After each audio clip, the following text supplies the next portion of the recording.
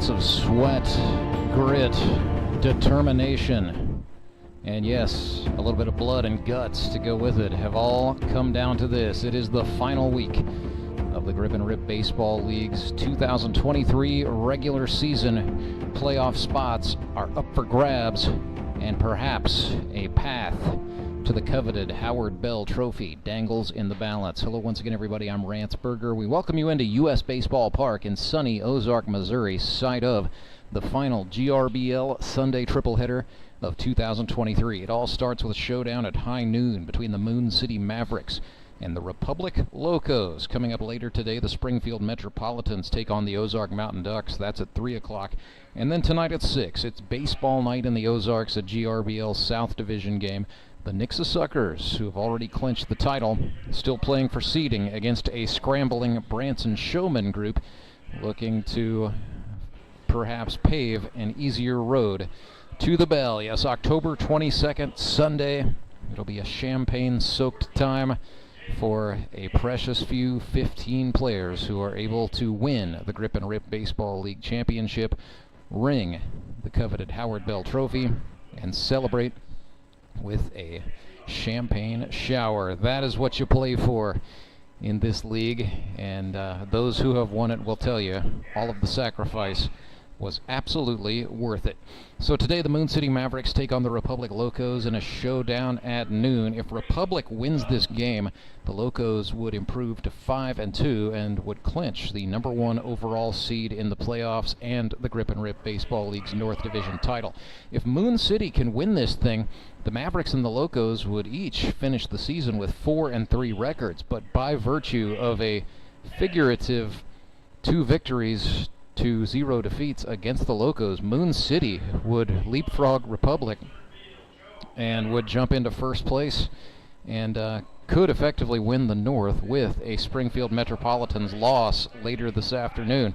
So the Mavericks have a lot to play for. It's not over yet, and likewise, the Locos can't just cut the engine and coast. They've got to play to win this game, and that is what that was the message that their manager Chris Mesa gave to me in the pregame. He said, we absolutely want to win this game. We want to beat Moon City. We want to finish 5-2 and continue the hot streak we are on. The Locos have not lost a game, went undefeated through September, and they are on a 4-game streak. They would like to make it a 5-game streak with a first-round bye in the playoffs. Let's meet the starters. First for Moon City, who will be the visitors on the board in the red jerseys with white pants, baby blue, and white trim on the kits. They will lead off with the right fielder. He wears number 15. That's Nicholas Hooper. He pitched last week and has been in left field, but Moon City making some moves in the outfield, as we'll get to here in a moment. Batting second is the league's leading hitter. He's got 14 hits through the first 6 games. Wears number 12. That's Harrison Broadstreet. Batting third is the third baseman. Wears number 7.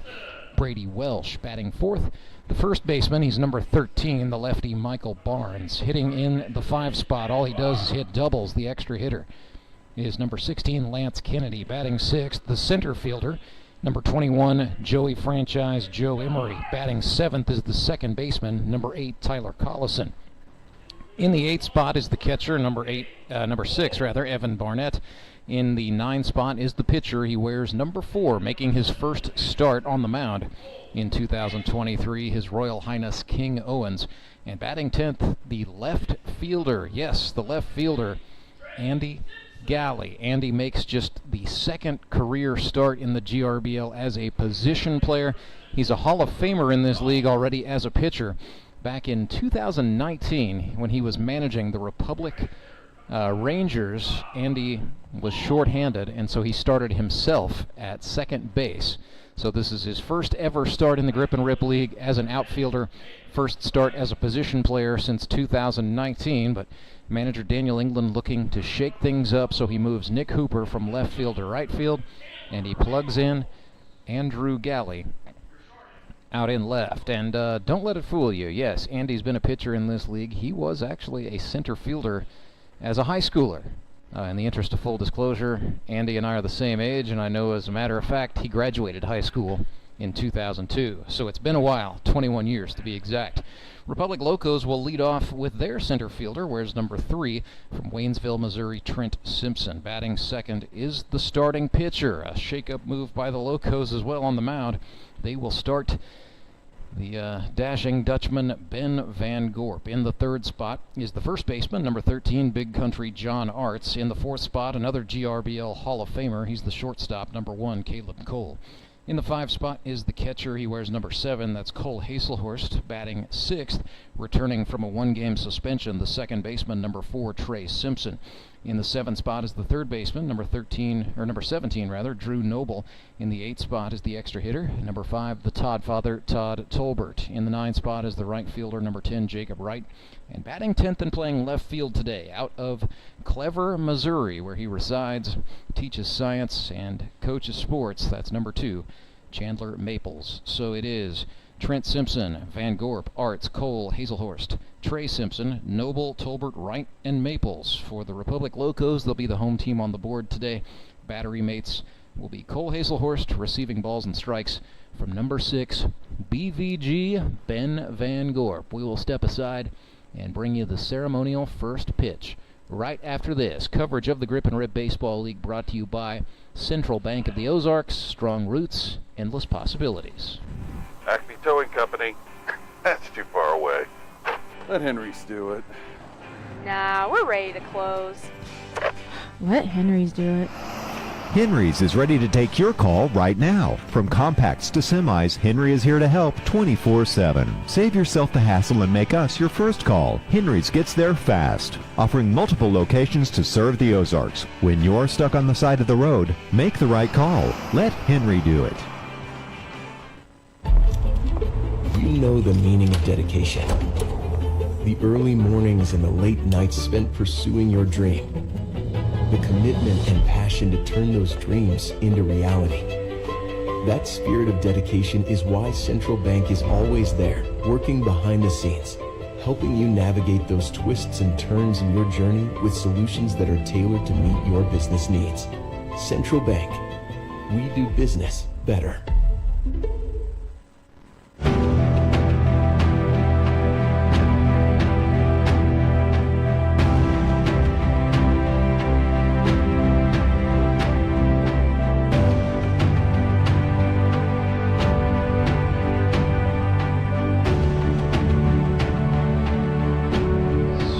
Van Gorp goes to the hill, born in the Netherlands. Eventually, the son of missionaries, returned to his true homeland, the United States of America. Graduated from Nixa High School, played college baseball at Evangel University, and has found his way into being a mainstay in the Grip and Rip Baseball League, one of the most reliable veteran right-handers of all time. On the hill today for the Republic Locos. And Republic coming into this game 4 wins against 2 defeats on this final day of the regular season, looking to improve to 5-2 and win the GRBL North outright. For the Locos this season, Ben Van Gorp has pitched 8 1/3 innings. He's allowed 3 earned runs on 6 hits, struck out 9, walked 5, and hit a batter. His last outing was really his best. Ended up coming in out of the pen and pitching 5 innings against the Branson Showmen. Gave up 1 earned run on 4 hits, struck out 6, walked 3, and that aforementioned hit batsman. So Van Gorp has really been saved up to now. Locos have been starting Ethan Stinger predominantly on the mound, but Stinger out of the lineup today. There's nothing wrong with him. He's just missing today's game. It's an excused absence so that he can attend an out-of-town wedding. So Locos are without right-hander Ethan Stinger today.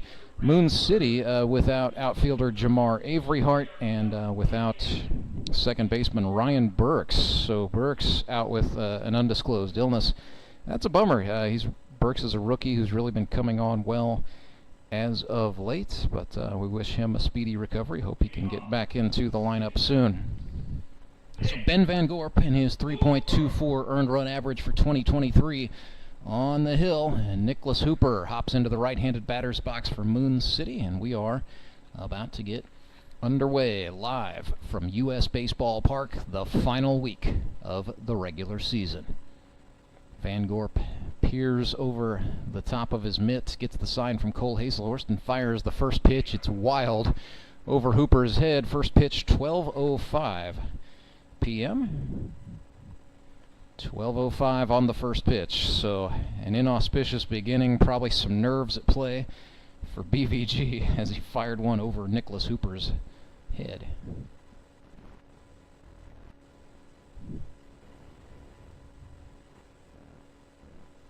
There's a swing and a miss, and that will even the count. 1-1. Hooper this season, 8 for 20 with a double. He has struck out 6 times and walked twice. Van Gorp, big, slow wind and delivery. Hooper shows bunt and bunted it back behind him. It's 1-2. Umpires for this one, Bo Campbell behind the plate, calling the balls and strikes. Rene Jalbert in the field, calling everything on the bases. And both of these umpires have worked grip and rip games already this season. They're with us today courtesy of the Mid-America Umpires Union. We couldn't do it without the men in black. Van Gorp ran that one in and hit Nicholas Hooper, who will earn the free pass the hard way. Nonetheless, Mavericks have their first base runner here in the top of the first. And Hooper is on for Harrison Broadstreet. Well, keep your eye on this fella, number 12, the stand-up comic from Springfield, Missouri, leading the league in hits. He is 14 for 27. 2 doubles, 5 runs batted in, has struck out 3 times.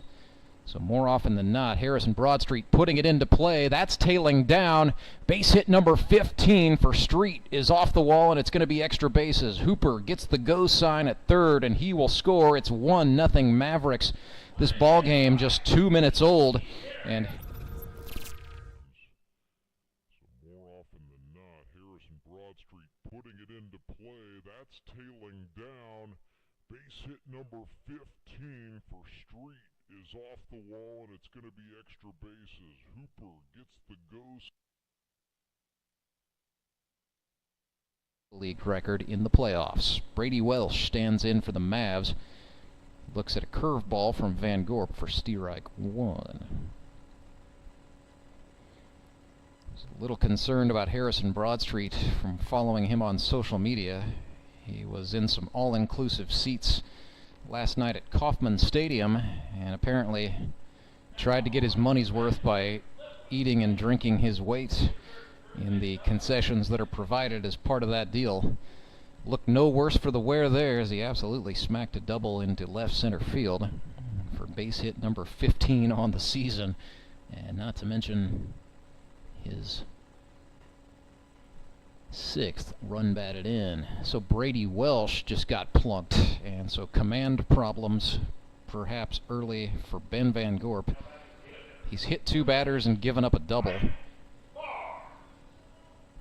Runners on first and second for the Mavericks, nobody out, and the very dangerous Michael Barnes, the cleanup hitter, steps into the box. Michael Barnes, second-year man, has had a great second season. No sophomore jinx for this kid. 10 for 21 with a triple and 4 RBI. And he has struck out twice, so when Barnes isn't hitting, he is putting the ball into play more often than not and creating offense for his club. Springfield, Missouri native. Finished out his college career at Drury University, NCAA Division II. Was predominantly a pitcher throughout his college years. Did 2 years at Fort Scott, that's a junior college, and then finished out at Drury. But in the grip and rip, Michael Barnes has absolutely found it. Swinging the stick and playing a pretty dynamite first base. He's been with Moon City both of his seasons. He's ahead of Van Gorp 2-0 here. BVG sets up from the first base side of the rubber, comes home and fires a fastball on the inside corner for a strike.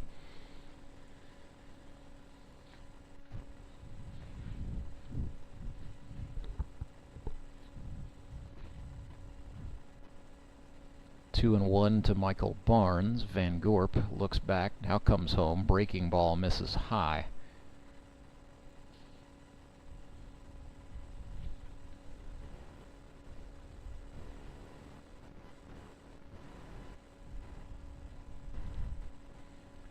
PVG sets up and deals the 3-1. Barnes lost the bat. It goes into the stands. The baseball, meanwhile, why didn't he run? Michael Barnes probably could have been safe. Instead, he's going to be out in a weird sequence. He thought that was foul off of a broken bat. That's just a mental mistake by Barnes not to run, and then it ended up the second baseman, Trey Simpson, found the baseball, stepped on the bag for the out. So it all goes down as a weird unassisted putout. One down, runners on second and third. Michael Barnes, meanwhile, baseball bat went up into the 7th row. It got past the net. Dangerous situation. But nobody's in the seats out there. Thank goodness. Lance Kennedy rips one down the left field line. That is foul into the Mavericks bullpen.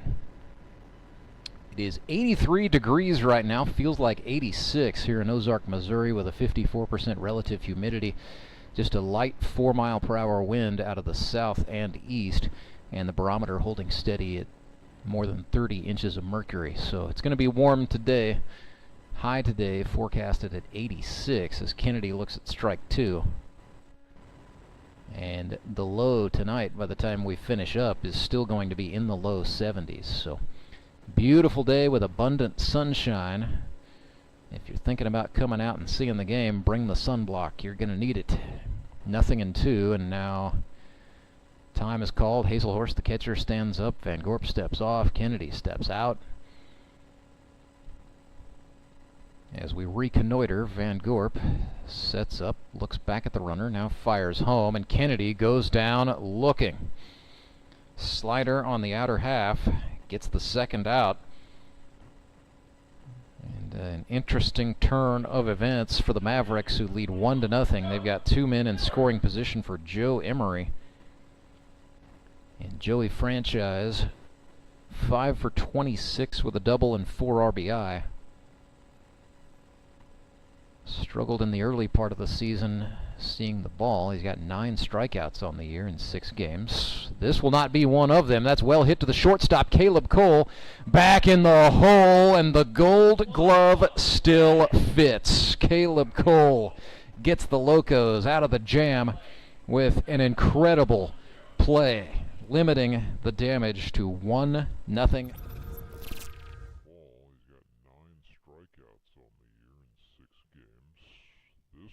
be one of them. That's well hit to the shortstop, Caleb Cole. Back in the hole, and the Gold Glove still fits. Ball, he's got 9 strikeouts on the year in 6 games. This will not be one of them. That's well hit to the shortstop, Caleb Cole. Back in the hole, and the Gold Glove still fits. Ball, he's got 9 strikeouts on the year in 6 games. This will not be one of them. That's well hit to the shortstop, Caleb Cole. Back in the hole, and the Gold Glove still fits. Ball, he's got 9 strikeouts on the year in 6 games. This will not be one of them. That's well hit to the shortstop, Caleb Cole.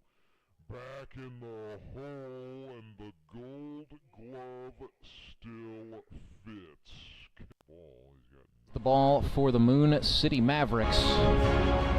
They lead 1-0 off of an RBI double by Harrison Broadstreet in the first. King Owens making his first start on the pitcher's mound in 2023. But make no mistake, Owens, one of the most steady and reliable veteran hands. 39 years old, has been in the Grip and Rip League since it was founded in 2016. In 2023, he's pitched 13 innings, allowing 9 earned runs on 17 hits, 10 strikeouts to 6 walks. So a little bit of a high 6.30 ERA for King.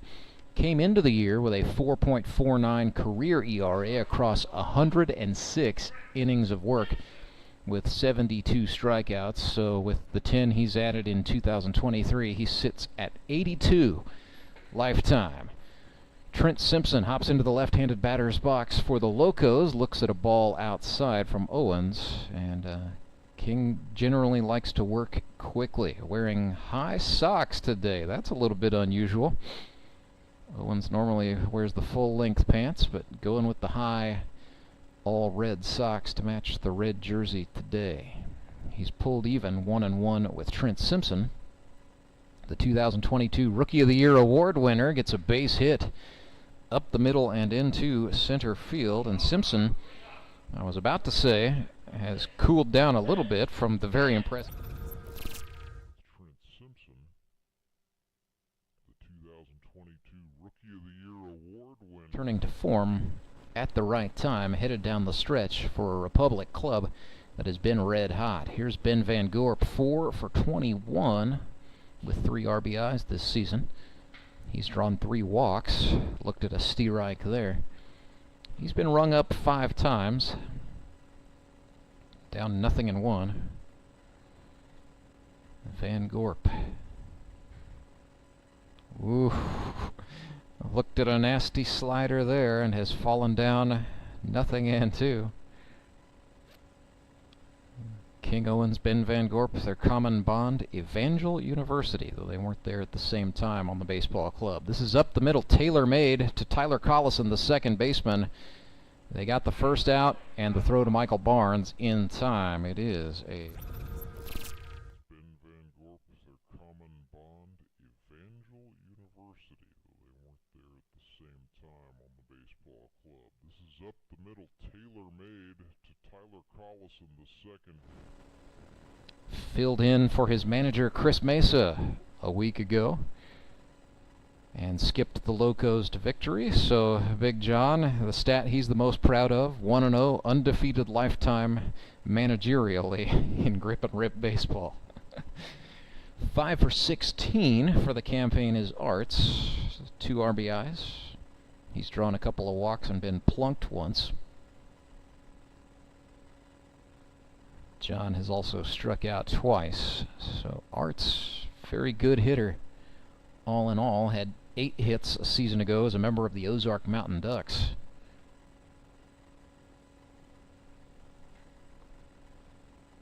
He's ahead of Owens 3-1 here with 2 gone, nobody on. King came back with a slider. Arzt golfs it sky high. Owens will call for it himself. Hang on and squeeze to get the outs. So Owens gave up a hit, but still manages to face the minimum thanks to some nifty work on the part of his second baseman, Tyler Collison, turning the double play. Mavericks maintain a 1-0 lead, and we go to the second. Acme Towing Company.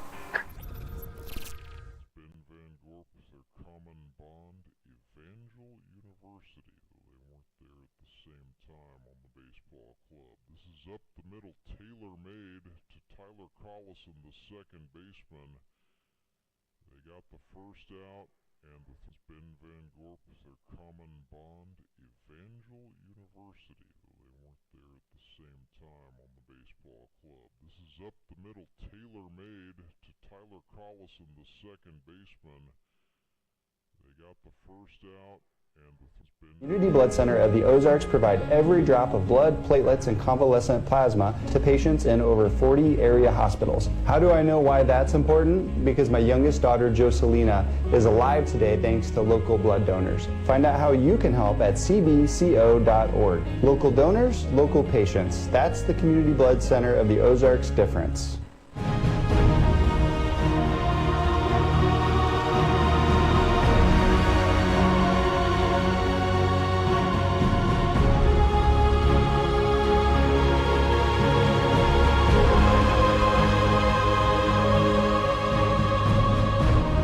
Bottom part of the order due up for Moon City in the top of the second. It'll be the 7, 8, 9, and perhaps the 10 hitter, if anyone can reach. Tyler Collison, Evan Barnett, and the pitcher King Owens due up. Andy Galley waiting in the wings, and start of the second inning is going to be a little bit delayed. The Locos catcher Cole Haselhorst shaken up during warm-up throws.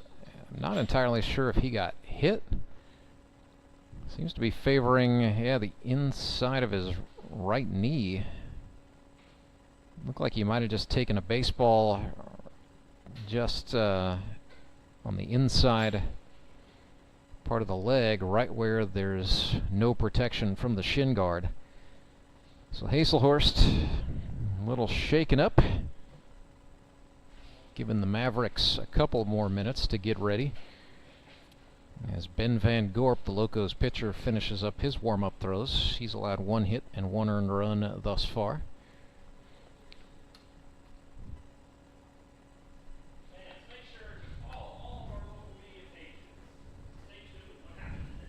It is bright and sunny. Sunshine right in the face.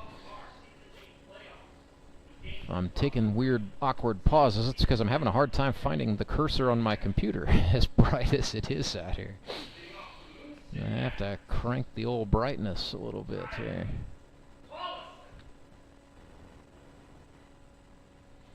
Tyler Collison bats for the Mavericks.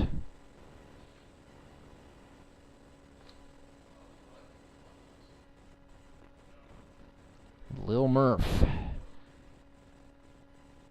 from Hartville, Missouri, looked at a steer from BVG to start the second inning. 1-0 Mavericks.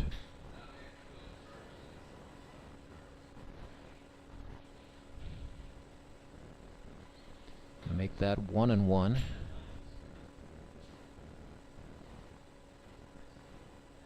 Collison 4 for 20 with a couple of doubles. And then it's a collection of threes as he looks at a strike. 3 RBIs, 3 strikeouts, 3 walks. Behind here, 1 and 2. Van Gorp working from the middle part of the rubber with nobody on. Kicks and delivers. Overthrows the fastball outside. Counts even.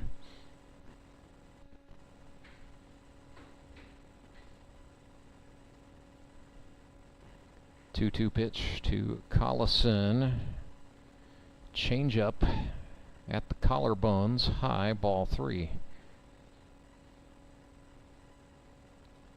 So full count. Collison steps out. Gets a little bit of direction from the Mavericks dugout over there on the third base side. Now stands back in. Hugs the back half of the right-handed batter's box, opens the stance. Van Gorp kicks and deals. Oh, rung him up on the inner half. Beautiful little slider from BVG. Gets his second K of this high noon showdown. Here's Evan Barnett, the catcher out of Springfield, Missouri. He's 3 for 9. So hitting .333 for the season. Big open stance from Barnett, and he loads up and sends this one flaring down and caught by the rangy Locos shortstop, Caleb Cole. Big open stance from Barnett, and he loads up and sends this one flaring down and caught by the King Owens, after Cole robs Barnett. Owens told me spent a fair bit of time just yesterday, as a matter of fact, working on his swing, frustrated with his performance at the plate this season. He's 1 for 7, and the hit was a bunt single. 0-1. King said, no shame. I know my struggles hitting have been much more mental than physical, but got in, got a little coaching, got some extra help one-on-one. Really wants to make an impact offensively for Moon City down the stretch. Chops this one way back in the hole. Cole can't come up with it, and King Owens is aboard. We'll wait and see. That is scored a hit. So there you go. The hard work paying off, paying dividends for King Owens. He's gifted a single here in inning number 2, second base hit of the season. They will run for Owens. That's Scott Wilson, courtesy running for the pitcher, which is allowed here in the GRBL, and he is on for the left fielder. Yes, the left fielder, Andy Galley. 0 for 5 on the season. We walked into the stadium. I said, yeah, Andy, how about that? Getting the start in left. He said, yeah, we got to do something. We want to shake things up. I want to get some ABs. Grounds this one back. Cole in the hole, throws over to second where Trey Simpson is there to hang on. It's a fielder's choice, and that is the third out of the inning. No runs for the Mavericks here in the second. Big open stance from Barnett, and he loads up and sends this one flaring down and caught by the rangy Locos shortstop. Big open stance from Barnett, and he loads up and sends this one flaring down and caught by the rangy Locos shortstop. Big open stance from Barnett, and he loads up and sends this one flaring down and caught by the rangy Locos shortstop. Big open stance from Barnett, and he loads up and sends this one flaring down and caught. It's a big difference. That's right, because we work with our customers to help them live well, bank well. Get started at bankofmissouri.com.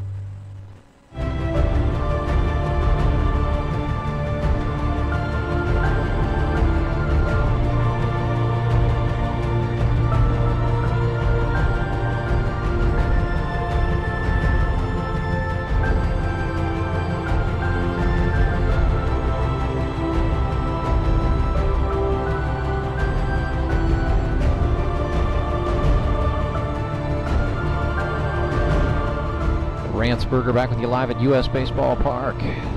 Locos and Mavericks on the final day of the 2023 regular season. Caleb Cole, he's made a couple of sick defensive plays already. We'll see what he can do with the baseball bat in his hands here in the bottom of the second, and his club trailing by a run. King Owens starts Cole off with a strike. Caleb Cole 7 for 19 for 2023. 3 runs batted in. 62 hits for the career. Second all-time in grip and rip baseball behind only Skylar Carter. Won't get a hit that time. He got hit by a pitch, or did he? Being summoned back. Plate umpire Bo Campbell not buying an HBP on the upper arm of Caleb Cole, so it's 1-1. It's Bo Campbell behind the plate, Rene Jalbert in the field for the umpires today. And both of these umps scheduled to work our 3 o'clock game as well. They'll trade positions, so Jalbert will go behind the plate with Campbell in the field. 2-1 now to Caleb Cole. Maybe he will get hit number 8 on the campaign right here, right now. Chops one. Nope. Brady Welsh, an absolute vacuum cleaner over at the hot corner. Absolute. 2-1 now to Caleb Cole. Maybe he will get hit number 8 on the campaign right here, right now. Chops one. Nope. Brady Welsh, an absolute. Doing his best work when there are men on. Nobody on for him this time as he looks at a slider on the outer half for strike 1. Native of Woodstock, Georgia, now resides in Springfield, Missouri. Sponsored by Haselhorst Properties. It's the family business. Help make sure Springfield's population of thousands of college students have places to live. Another absolute hosing by Brady Welsh, the former pitcher in the Atlanta. Help make sure Springfield's population of thousands of college students have places to live. Waynesville, Missouri. He's a rookie, breaking into the league at the behest of his brother Trent Simpson, who was the 2022 Rookie of the Year. Trey Simpson, 6 for 16. Better than his bro in terms of average thus far. Trey has also drawn 5 walks to go with his 6 hits. Here's a chopper to third. Not this time. Brady Welsh taking a jump shot. Oh, and Michael Barnes unable to hang on. Ball popcorned out of the glove. was just a little bit too hot to handle, and it's going to be an E, says the official scorer.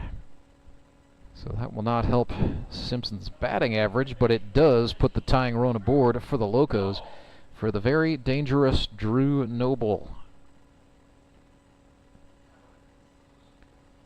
So E5 officially, but no fault of the effort by Brady Welsh.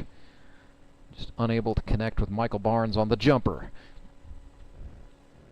So Drew Noble, he's from that rectangular state that's just west of Missouri, now resides on the good side in Aurora. Went to Missouri Southern State University in Joplin, where he was teammates with a former league MVP Josh Engler with the Lions. Hitting well. You know, Noble was predominantly a pitcher in college, but 4 for 13 with 4 RBIs as a rookie with the Locos this season. He's been a welcome addition to the league for certain.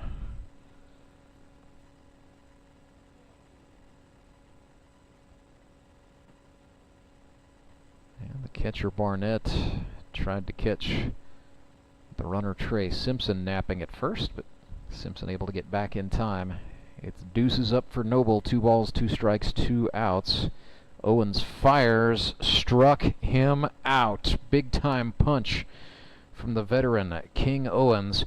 And the Mavericks go to the third, leading the Locos 1-0. Back with more Grip and Rip baseball right after this. Redline Athletics is the Ozark's #1 youth sports performance training center. Redline uses the latest in technology, equipment, and techniques to help kids ages 8 to 18 prepare for competition in all sports, with our #1 goal to make them a better athlete first. Redline Athletics now offers team training. Bring your full squad in for workouts with our professional staff and boost their speed, strength, agility, and skills. Train like a pro at Redline Athletics, located in Southeast Springfield, just off James River Freeway in South Glenstone. You know the meaning of dedication. The early mornings and the late nights spent pursuing your dream. The commitment and passion to turn those dreams into reality. That spirit of dedication is why Central Bank is always there, working behind the scenes, helping you navigate those twists and turns in your journey with solutions that are tailored to meet your business needs. Central Bank. We do business better.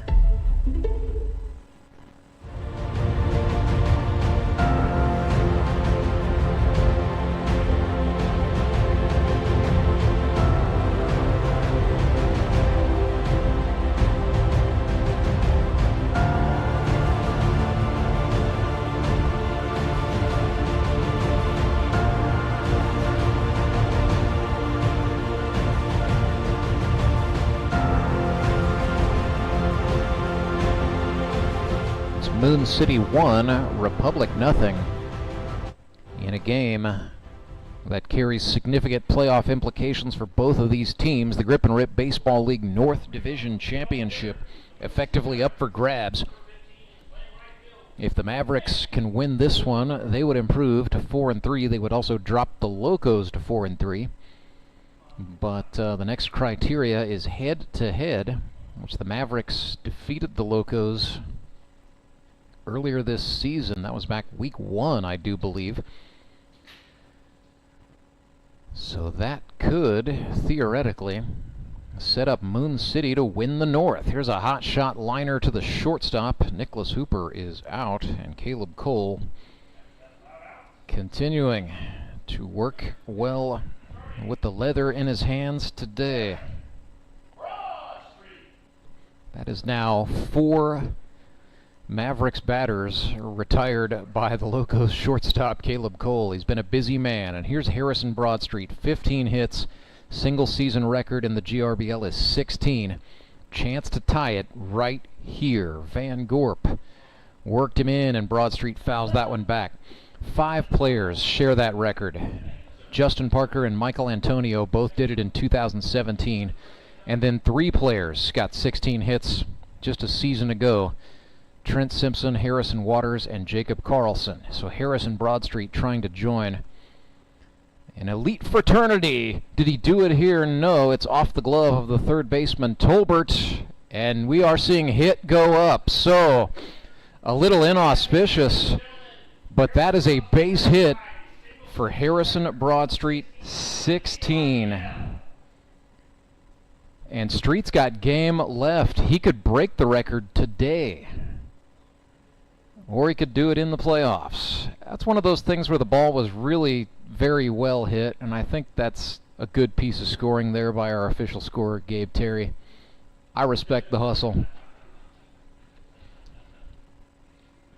It's the old rule of adage is, would a fielder been able to have come up with that ball making a reasonable amount of effort?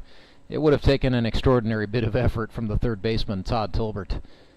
I'm sure Harrison Broadstreet would like to tie the record on a home run or something, but that one will be remembered in the days of yore as a well-hit line drive out into the outfield. So 16 hits. Congratulations to Harrison Broadstreet. And there are now 6 players who hold the single-season record for base hits in the GRBL with 16. But Street's got some ball left to play here in 2023. He will swing for history in his next at-bats. But on to more pressing matters. Brady Welsh ahead here 2-1, make it 3-1 as Van Gorp bounced one in front of the plate. Broadstreet able to dive back and then talk a little trash to the Locos first baseman John Arzt as he's safe. 1-0 ball game, top of the third. Mavericks lead the Locos. Division title on the line here. It was ball 4, went back to the screen, doesn't matter. Street's not thinking about third base. It's a walk to Brady Welsh.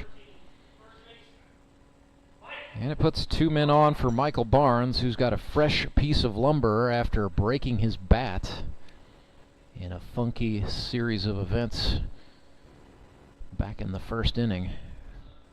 So 0 for 1 today is Barnes.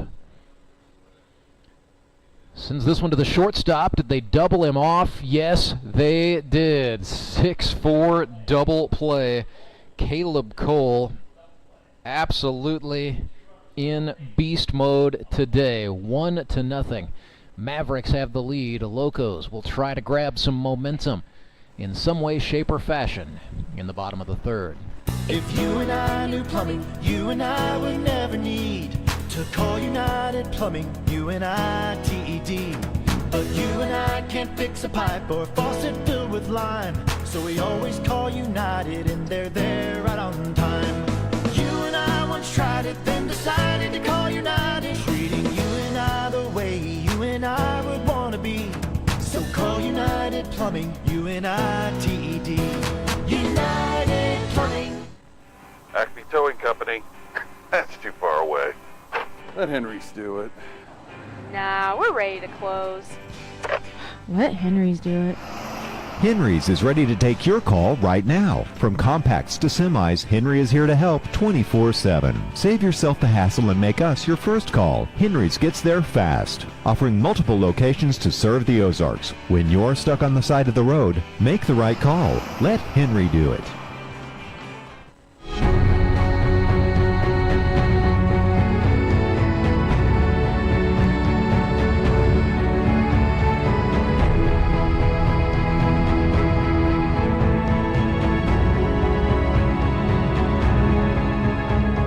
Todd Tolbert due up for the Locos, ready to face King Owens in the bottom of the third. It'll be Tolbert, Jacob Wright, and Chandler Maples scheduled to hit for the Railmen.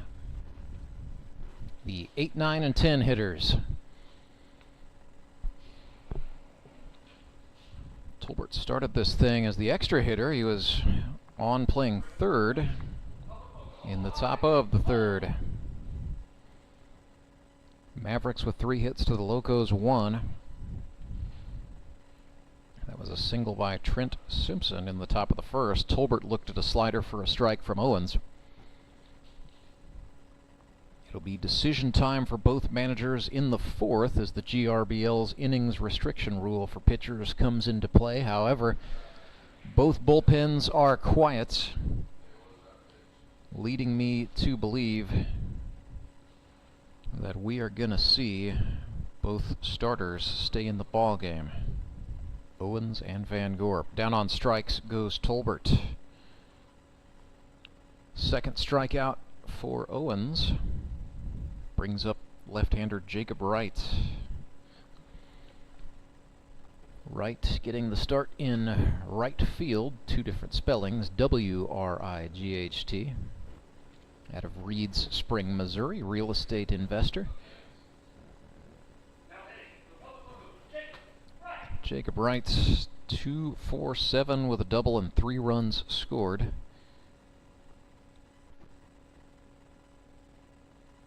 Owens threw him a curve outside.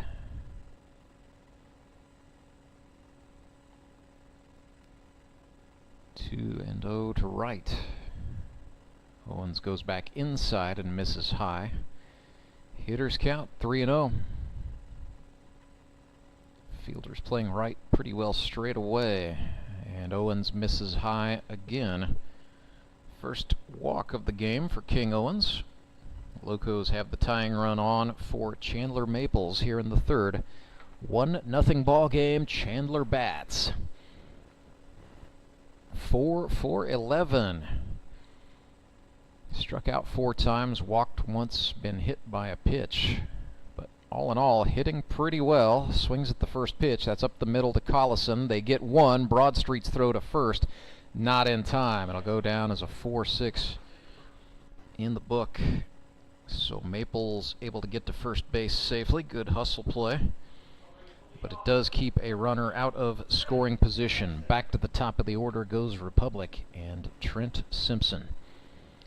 Well, he's got a share of the league's single-season record. 16 hits as a rookie in 2022. He was 16 for 33, hit .485, and won Rookie of the Year. He is now 5 for 23 here in 2023, so it's cooled off a little bit for Trent, but I mean, can't fault the guy for not setting league records every time he's out there. 1-0 pitch from Owens. And he is starting to miss consistently high. That is ball 6. He's going to have to bring it down in the zone. Sort of find it again. Well, that was down, but it was out, so 3-0.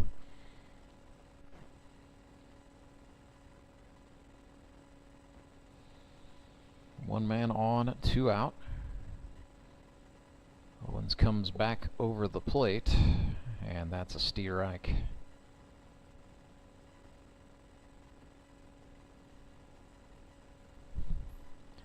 Three and 1. Simpson back in the left-handed batter's box. Stance is pretty square. That's a swing and a foul ball.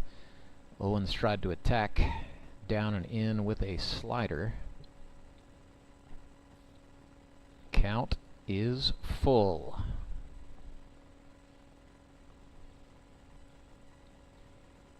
Simpson rips that one foul. Might have swung at ball 4 there, to be honest with you, but not taking any chances, Trent. Ripped that one down the line. He was out on it early.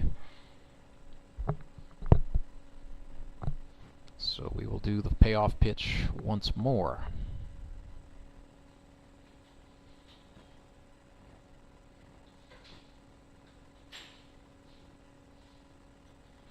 Three and 2. Runner goes. Simpson reaches down on strikes. King Owens. 2 strikeouts that inning. He's got 3 on the day. And a third bagel goes on the board for Republic. Mavericks leading 1-0. Back after this. I need a change. My workouts are too boring. Oh, I've got an amazing workout for you. Hot yoga. I've lost weight and I'm more flexible. Try our community classes for only $8. Sumit's Hot Yoga. You are going to feel awesome. I'm Nicole Cartmel with the Bank of Missouri. Whether you're looking to pay bills or make a big purchase, sometimes you need cash quickly to take that next step. A consumer loan might be a perfect option to help you live well, bank well. Sonia McClendon, one of our branch managers, is here to explain. Thank you, Nicole. We provide personal consumer loans for almost any purpose, from building your credit to financing that new car. We offer competitive rates, and decisions are made locally so we can get you the money that you need quickly. But what makes our consumer loans unique is that personal touch. For example, I recently worked with a customer to secure a loan for a horse trailer. He could have went elsewhere, but he chose to work with his bank because of that personal relationship that we've built with him. Being able to work with your personal banker that you know and trust makes a big difference. That's right, because we work with our customers to help them live well, bank well. Get started at bankofmissouri.com.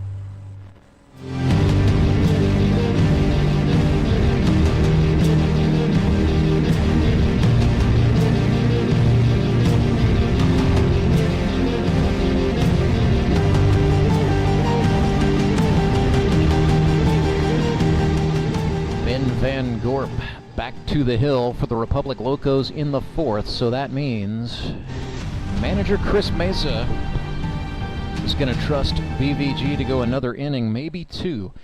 Any Locos reliever who enters the game from this point forward will be limited to no more than 3 innings of work. Each team will have to make at least 2 Henry's towing pitching changes by the time this is over. So a little bit of a different experience if you're new to grip and rip baseball. No pitch counts, but there are innings limits, and it creates interesting wrinkles of strategy. Also tries to prevent overuse.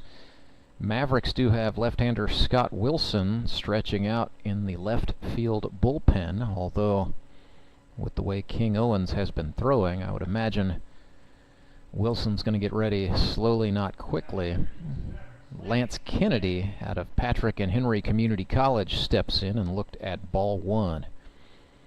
So Kennedy, the extra hitter for the Mavericks today, both teams using 10-player batting orders. That's also something else if you're new to the grip and rip. Teams have the option of employing an extra hitter and creating an extra spot in the lineup for said hitter, or they can play with a 9-man batting order and just use the DH. Or do what both the Locos and Mavericks are doing today, electing to let their pitchers hit for themselves. 3-0 pitch to Kennedy.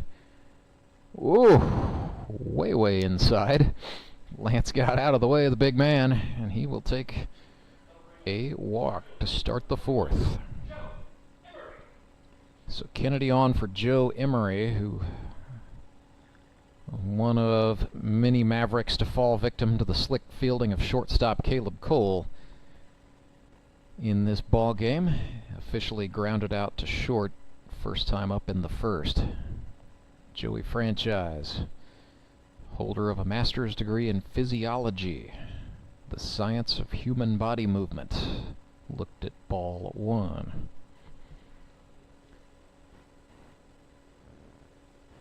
Joe went to Francis Howell Central High School, then spent 2 years at St. Louis Community College Forest Park before finishing out at the Harvard of the Midwest, Truman State. Go Dogs, as Joe likes to say. 1-1 here. Whoa, swung and chased. Just got behind a fastball there. And Emery will step out to adjust the gloves. Ball and 2 strikes, nobody out, and the runner on first. 1-0, Mavericks have the lead. And a man on here in the fourth, Van Gorp. Winds and fires. Emery grounds this one. Back to get it is the shortstop Cole. Throw to Simpson at second in time. Throw to first, no. So Emery beats out the double play ball.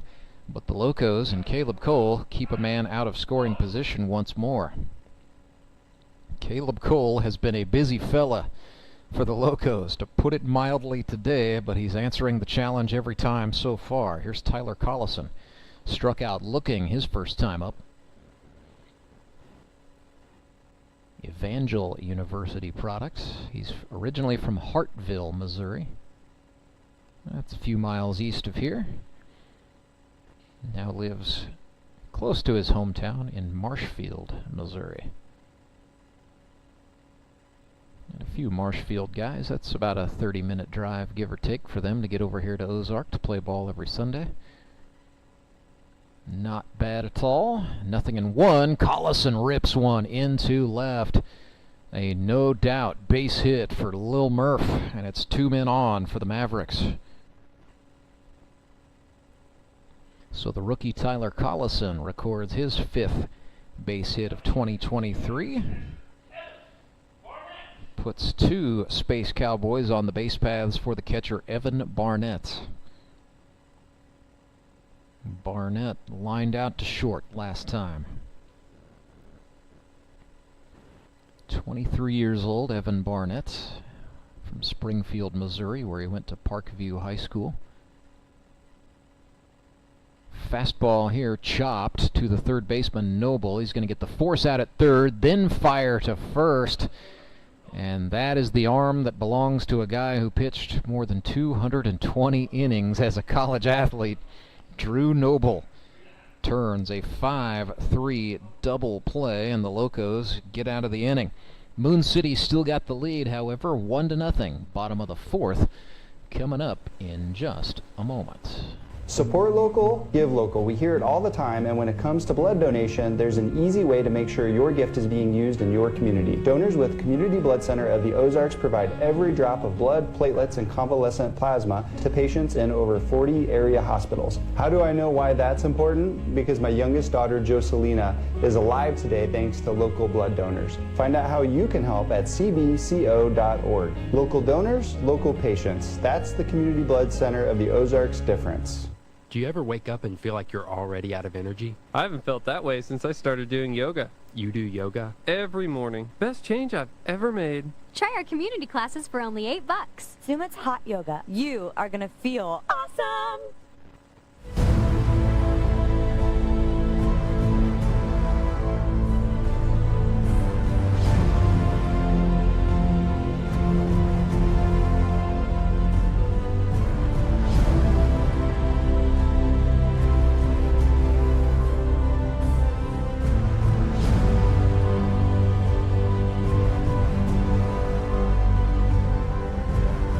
No surprise here. Moon City skip Daniel England is going to stay with the right-hander out of Fordland, Missouri, King Owens.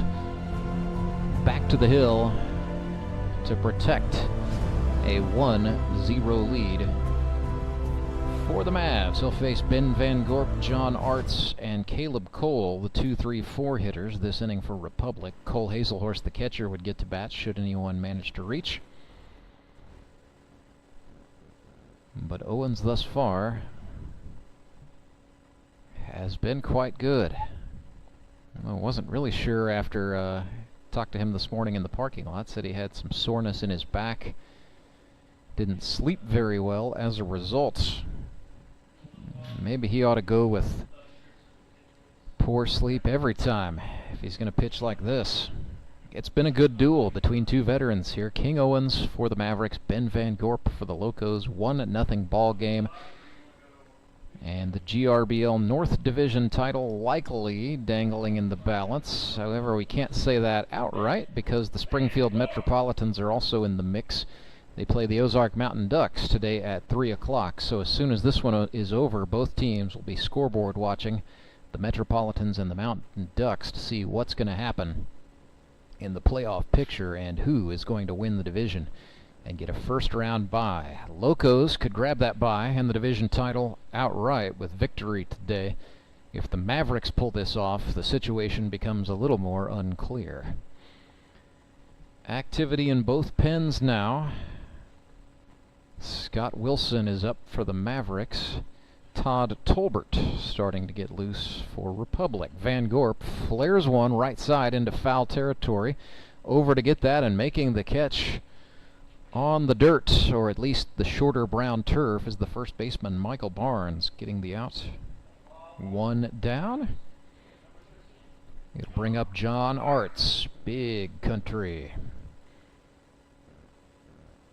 The Barber, originally from Salem, Missouri, went to Mineral Area College. 6'1", 210-pounder.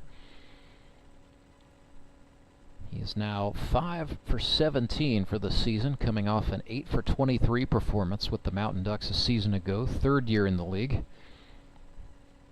Can do a little bit of everything for you, John Arzt. Left-hander. Play first base. He can play the corner outfield spots. He can pitch. And he can manage, as we found out a week ago. Chris Mesa was gone, handed Arzt the scorecard, and he guided the club to victory. He's ahead of Owens 2-0 here. King came back over the middle, and Arzt fouled that one back off the front of one of the luxury boxes. Just to our left.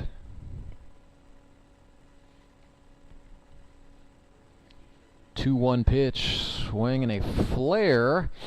Brady Welsh, the third baseman, into foul territory, and he will make the catch. Welsh didn't look like he got a good read on that ball off the bat initially, but Brady made the adjustments, getting a little bit of encouragement from his teammate Harrison Broadstreet there in foul territory. And a nice job by Welsh staying with it, making the correction and the adjustment to get the out. So 2 gone on a pair of foul outs for Republic, and it brings up Caleb Cole. He has been busy with the glove. He's 0 for 1 today, grounded out to Brady Welsh, the third baseman. First time up. So Caleb now 7 for 20 for the season. Looked at a strike on the outer half. Here's the 0-1. That's inside for a strike. Cole looking a little bit dejected under that white batting helmet. Nope, 1-1. I stand corrected. So a 1-1 from Owens. That was over, and that's going to be called outside. Brings us to 2 balls and a strike.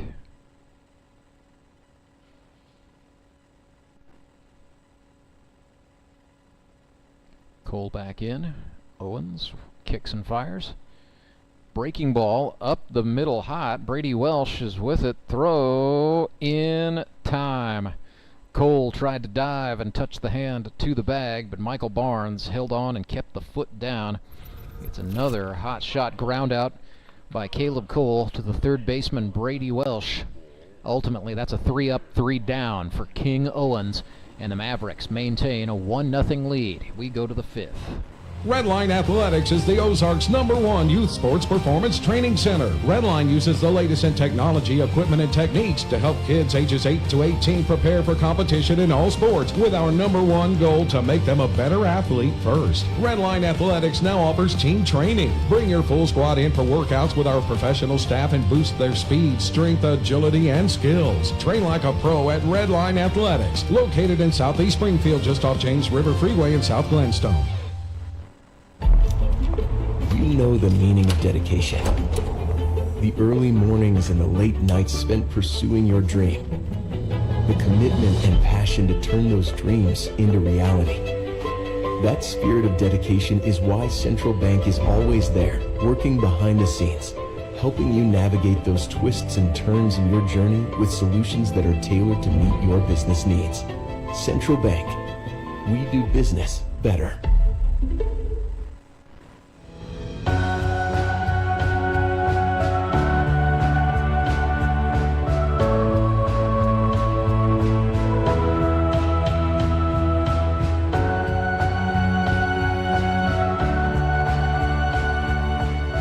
It's been a duel between King Owens and Ben Van Gorp.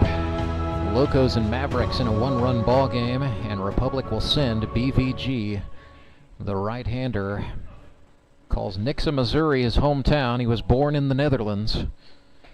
Ben Van Gorp to the hill for the 5th. This will be the last inning that he can work in this ball game before he hits the limit.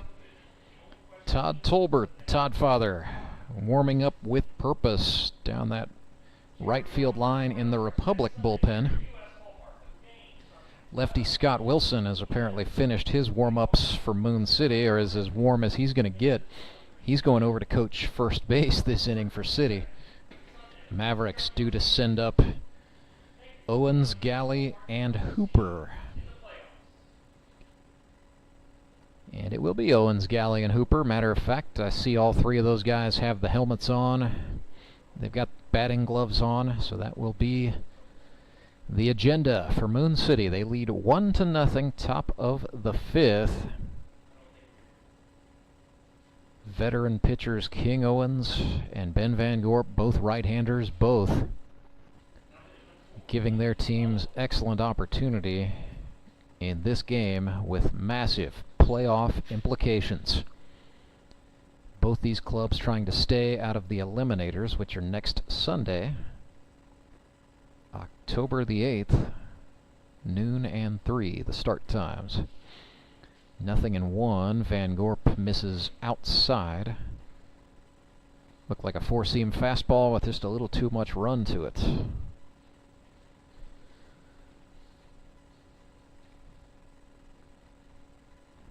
One and one. There's a strike. Fastball locates on the outer half. So 1-2 for King Owens. He's 1 for 1 on the day. Van Gorp brings the ball up behind his head. Slow kick and a delivery. That is down. Ankle level with the right-handed batter Owens, and it's 2-2.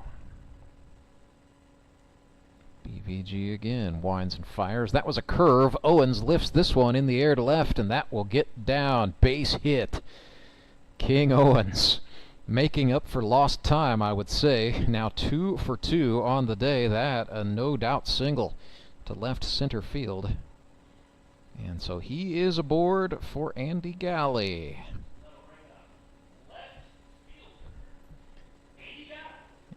Andy from Columbia, Illinois.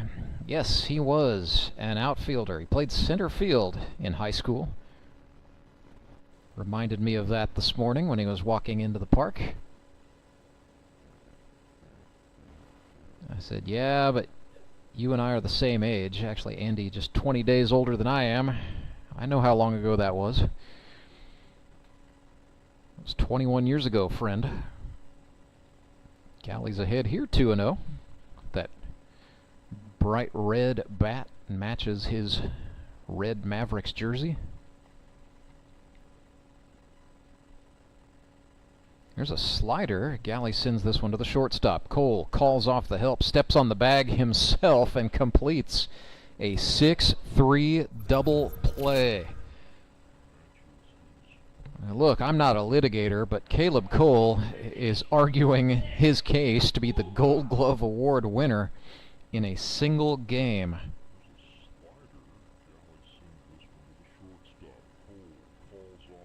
There's now 6 outs that he has been involved with, either assists or putouts directly himself, in just 4 2/3 innings. Nicholas Hooper steps in with 2 out and nobody on. Whew, swung and missed at a breaking ball there. Hooper saw the off speed. Eyes got big. Just didn't connect. 0-1. Van Gorp goes to a slider on the outer half, and that's a called strike. Hooper quickly in the hole. 0-2. Van Gorp brings the ball up behind his head. High kick, and he comes home with the heat. No. Ball 1. Locos play Nicholas Hooper straight away. Van Gorp winds and fires the 1-2. That's a called third strike. And BVG finishes out his day on the pitcher's mound with an exclamation mark. So 3 strikeouts for Ben Van Gorp. He pitched 5 innings. Gave up 5 hits and 1 earned run. And that was back in the first. Then he threw 4 scoreless. So a very good day on the hill for Ben Van Gorp, with some big helps from Caleb Cole along the way. He will have to yield to a reliever. But first things first, Mavericks sending King Owens back out to work the bottom of the 5th. Acme Towing Company. That's too far away. Let Henry's do it. Nah, we're ready to close. Let Henry's do it. Henry's is ready to take your call right now. From compacts to semis, Henry is here to help 24/7. Save yourself the hassle and make us your first call. Henry's gets there fast, offering multiple locations to serve the Ozarks. When you're stuck on the side of the road, make the right call. Let Henry do it. You know the meaning of dedication. The early mornings and the late nights spent pursuing your dream. The commitment and passion to turn those dreams into reality. That spirit of dedication is why Central Bank is always there, working behind the scenes, helping you navigate those twists and turns in your journey with solutions that are tailored to meet your business needs. Central Bank. We do business better.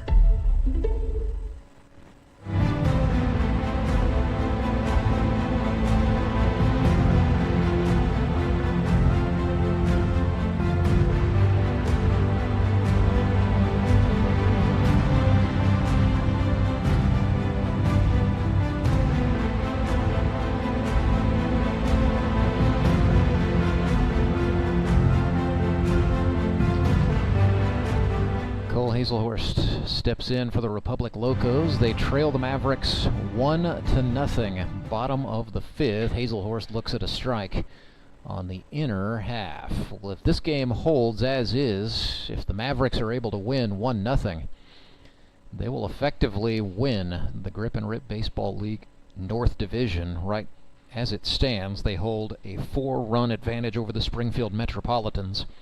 45-41 in the runs allowed category on the standings table. So even with a Metropolitans win later today, that would put every team in the GRBL North at 4-3. And it would give the Mavericks head-to-head criteria over Republic and an advantage over Springfield in the runs allowed category. Fastball from Owens, swung on. That's going to get through between the third baseman and the shortstop into left field. Good piece of hitting from Cole Haselhorst. And he represents a game-tying run, so he's on with a single. Locos looking to do their part. Keep in mind, if they can win this ball game, they will win the North. It doesn't matter what happens in that 3 o'clock game between the Metropolitans and the Mountain Ducks.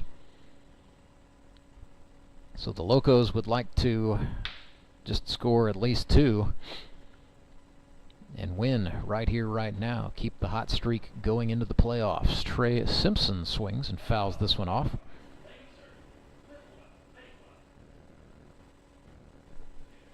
Trey reached on an error first time up. So 6 for 17 in 2023, the rookie Trey Simpson.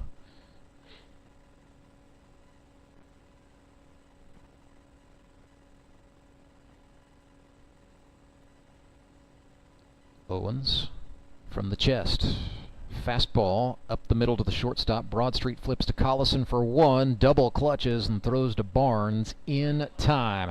A 6-4-3 double play by the Moon City Mavericks. Cleans the sheets, and it puts 2 outs on the board. The batter is going to be Drew Noble. He was down on strikes first time. Noble, originally from Eudora, Kansas, now lives in Aurora, Missouri. 31-year-old rookie. Swings and sends this one approximately 5 miles foul down the left field line. Well hit, but a loud strike. Here's an 0-1. That's a quieter, gentler foul ball. And that will tail. Well, that's going to stay in foul territory, so Mavericks are going to play on here. 0-2 with 2 outs. Owens winds and fires. Breaking ball swung on, fouled straight back. Just caught the top part of the screen and stays down on the field. So another 0-2 coming up here. King Owens looking to finish off what has been an outstanding 5 innings of work on his part. And His Royal Highness bounced that one. Nice block by Barnett. And even with nobody on, Barnett showing a little razzle-dazzle hustle there. You know, he's aware of the implications of this ball game, and he wants to do his part as Owens' caddy in what's been a gem. King Fires, got him. Looking, down on strikes goes Drew Noble. And that will do it for Owens. 5 shutout innings. He allowed 2 hits, struck out 4, walked 1. So King Owens, absolute aces for the Moon City Mavericks. They lead 1-0. It's going to be a whole new ball game in the 6th, and we will bring it to you right after this. I'm Nicole Cartmel with the Bank of Missouri. Whether you're looking to pay bills or make a big purchase, sometimes you need cash quickly to take that next step. A consumer loan might be a perfect option to help you live well, bank well. Sonia McClendon, one of our branch managers, is here to explain. Thank you, Nicole. We provide personal consumer loans for almost any purpose, from building your credit to financing that new car. We offer competitive rates, and decisions are made locally so we can get you the money that you need quickly. But what makes our consumer loans unique is that personal touch. For example, I recently worked with a customer to secure a loan for a horse trailer. He could have went elsewhere, but he chose to work with his bank because of that personal relationship that we've built with him. Being able to work with your personal banker that you know and trust makes a big difference. That's right, because we work with our customers to help them live well, bank well. Get started at bankofmissouri.com.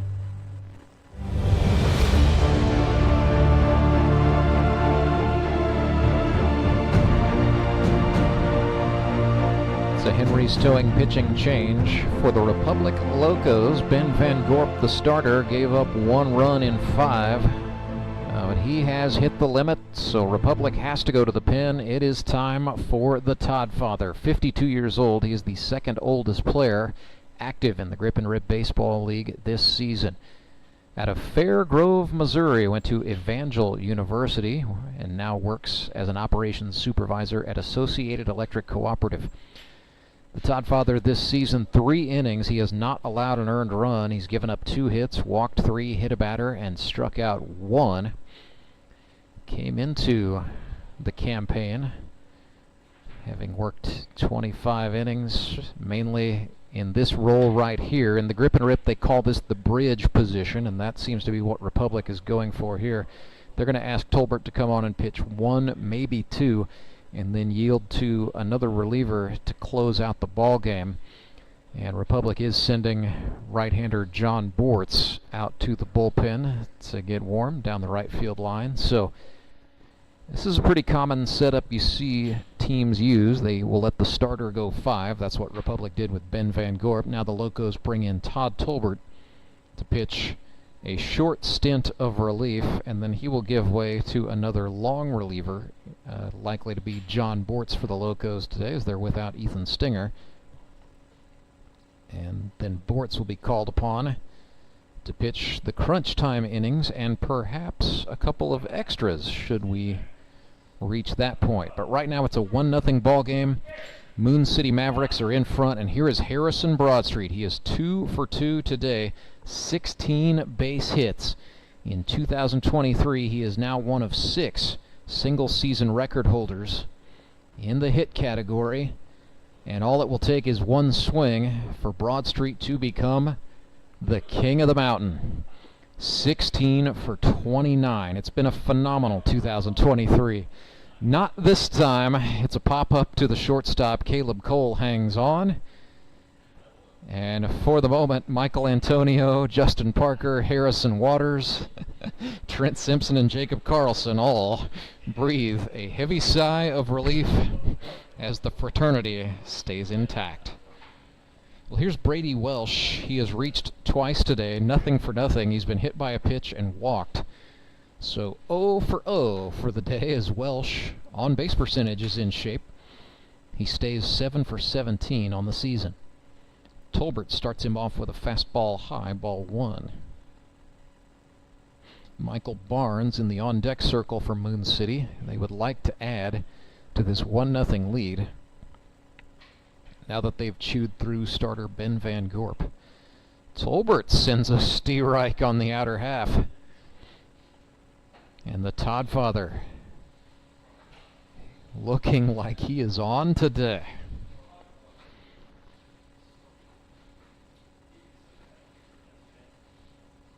Oh, now Tolbert steps off. I don't know if this is just communication issue or what, but back on the rubber he goes. Pretty classic delivery, brings it from the chest. Welsh lifts this one in the air to left. Over to get that is Chandler Maples for the Locos for the second out.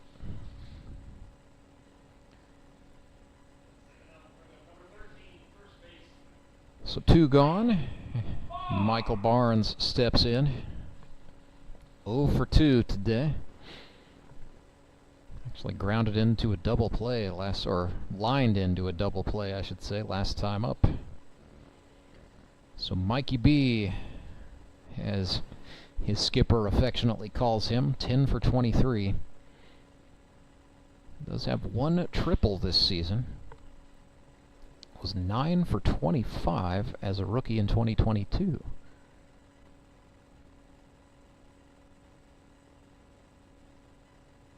Ahead 1-0 as Tolbert missed with a slider outside.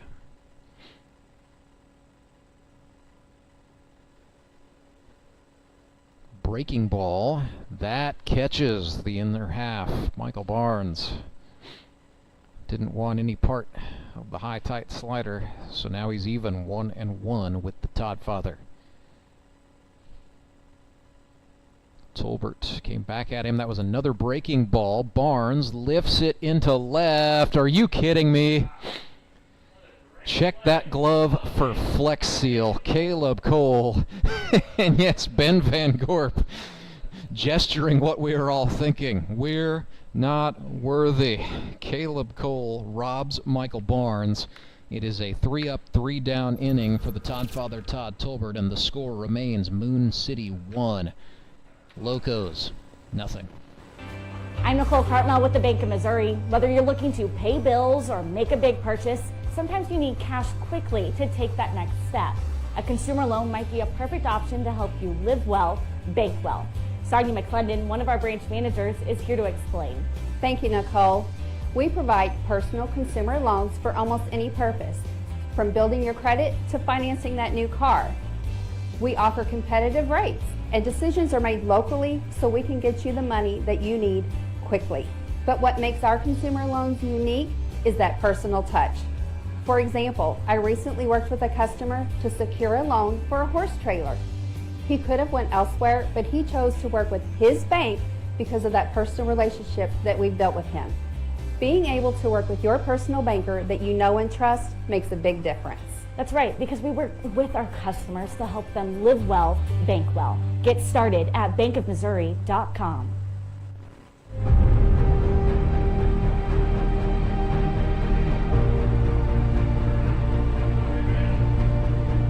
It's a new pitcher for the Moon City Mavericks, but first we have to watch the 6th inning kids race. A lot of fun, and yes, we do this every game. Trent Simpson's little one comes home. Big hug for Dad as she crosses the dish. And now I'll tell you about the Henry's Towing pitching change for the Moon City Mavericks. They lead 1-0, and it is the left-hander, originally from Neosho, Missouri, now lives in Miller, Scott Wilson.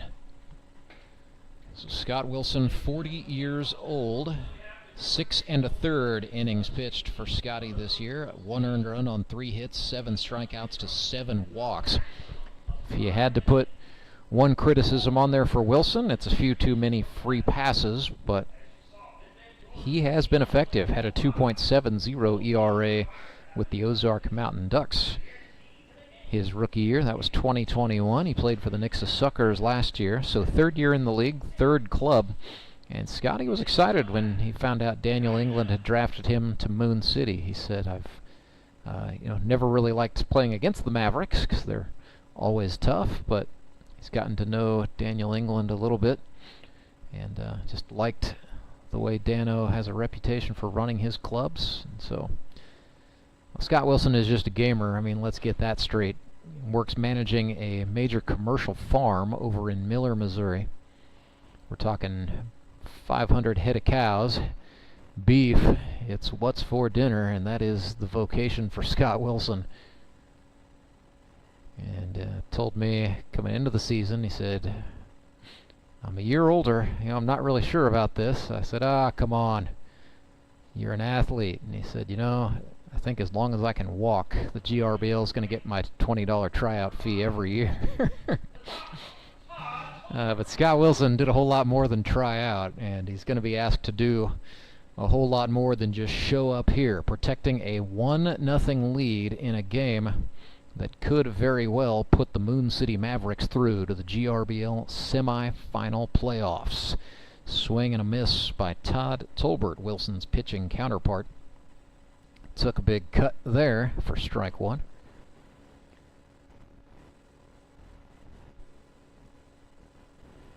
Todd struck out looking first time, looked at strike two there, got out of the way as Wilson, the lefty, ran that one in toward the right-hander Tolbert. Wilson's got a good two-seam as well. I think that was it, but that was a little too far inside for the liking of the man in charge, Bo Campbell, so it's 1-2. Wilson from the third base side of the pitching rubber fires and deals. That was the same two-seam fastball, again off the plate, so the count's even. 2-2 pitch. Wilson again attacking in. Nice block from Barnett. He's going to ditch the glove. Like he caught that off of, might have been on the thumb instead of in the mitt. So counts full as Wilson has attacked in on the righty Todd Tolbert. 3 balls and 2 strikes. See what Moon City sets up here. They again attack the inner half, and Wilson finally got it. If at first you don't succeed, throw him another two-seam fastball.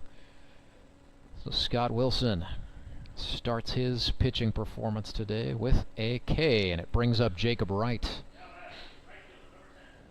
Right fielder out of Reeds Spring, Missouri. First year in the Grip and Rip League. He's now 2 for 8, so hitting .250.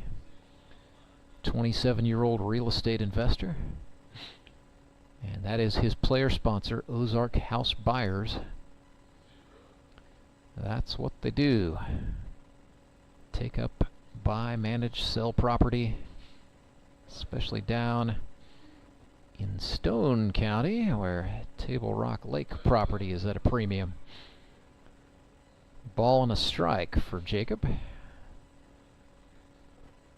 Steps in. Wilson kicks and deals. That was over the outer half, and Wright swung over the top.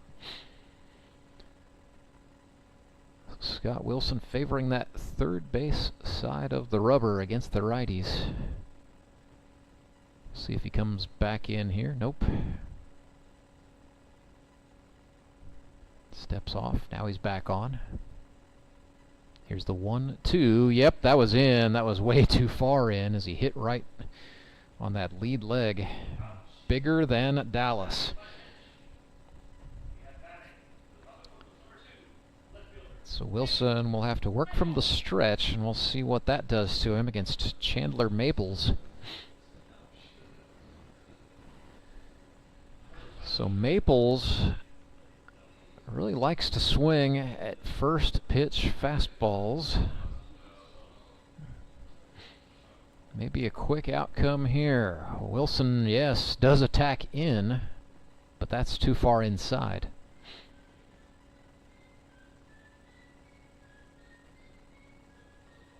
One and 0.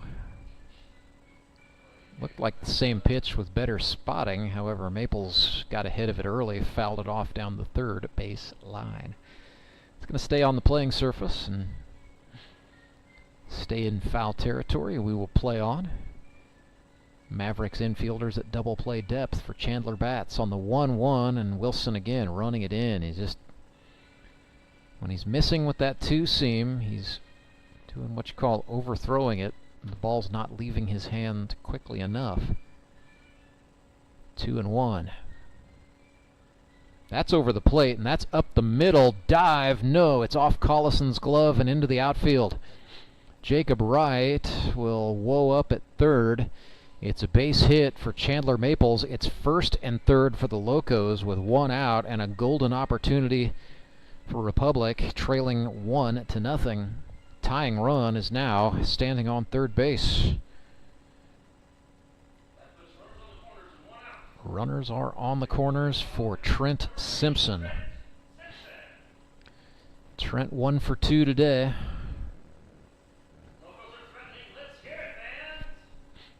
So 5 for 24 in 2023. Hit .485 as a rookie with the Locos a season ago. He was the club's franchise player.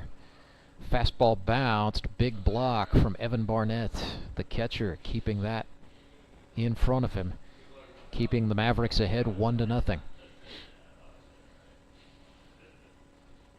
Locos, this has undoubtedly been their best opportunity in this game.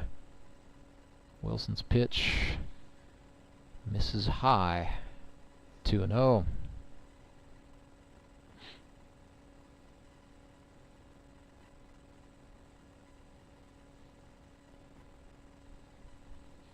Wilson attacking out against the left-hander Simpson. That's a strike. 2-1. Sticky situation for the Cattlemen. Wilson attacked in. It's a hot shot liner. Collison up with it. Runners retreat to the bags. Big time pitch from Scott Wilson and a big time snag from Tyler Collison to get the out. And the situation a little more breathable for Wilson. He's going to try to get Ben Van Gorp, who steps in for Republic. What an opportunity for BVG. Jacob Wright is the runner at third. Chandler Maples, the runner over at first. Evan Barnett out to have a quick chat with the pitcher Wilson, so the battery mates. This is not about signs. This is about what do you want to do here. What is the best possible sequence to try to get the out? Either at the plate or to scare up a soft grounder up the middle where Broadstreet or Collison can make the out and get the Mavericks out of the inning. Open stance from Van Gorp in the right-handed batter's box. Wilson from the chest starts him off with a called strike at the letters. 0-1.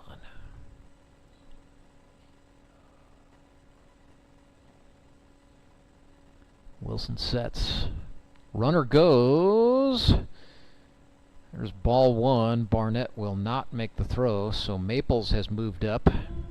2 men in scoring position for the Locos. That's the tying run and the go-ahead.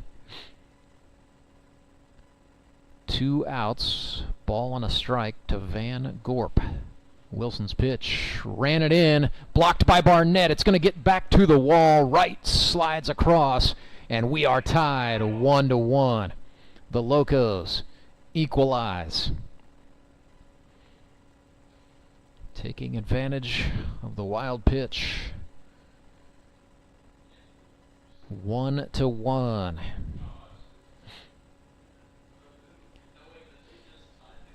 And the go-ahead. Maples moved up to third. So Van Gorp could give his team the lead for the first time today. He's got a 2-1 on tap from Scott Wilson. 2-seam fastball, no. 3-1. Big country John Arzt, lefty, licking his chops in the on-deck circle. Wilson's pitch, fastball in. Barnett was able to block it, and Van Gorp will take the walk. So first and third, 1-1 ball game. John Arzt comes to bat for the Locos. John 0 for 2 today. He is 5 for 18 on the season. 3 hits for the Locos, 5 for the Mavericks. But the line that matters most, that run count, 1-1, it's even. Van Gorp motors up and takes second base. Little delayed steal. Heads up stuff from BVG. Enhancing the opportunity for Arzt here. 1-0 pitch. Slider down. It's 2-0.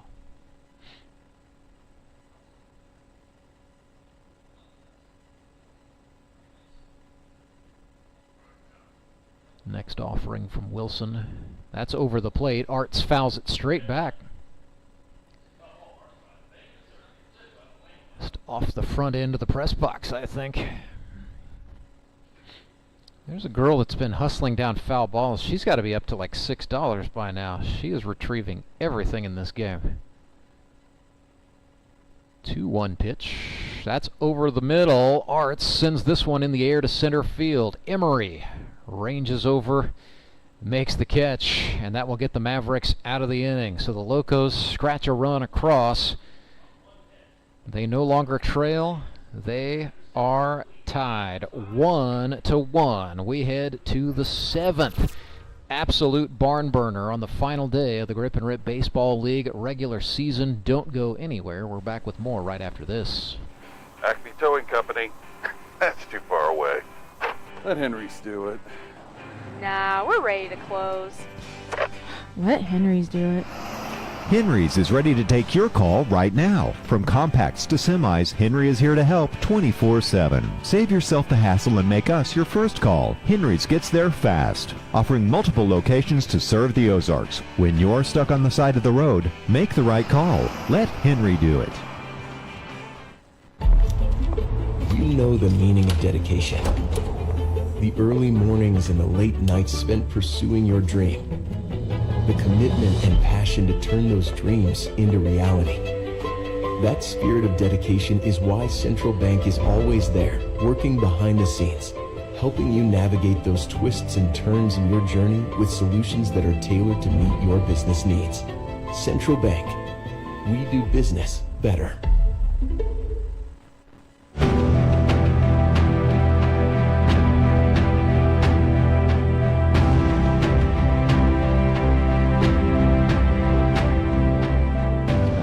Maneuver here. Todd Tolbert back to the pitcher's mound for the Locos in a 1-1 ball game. Top of the 7th.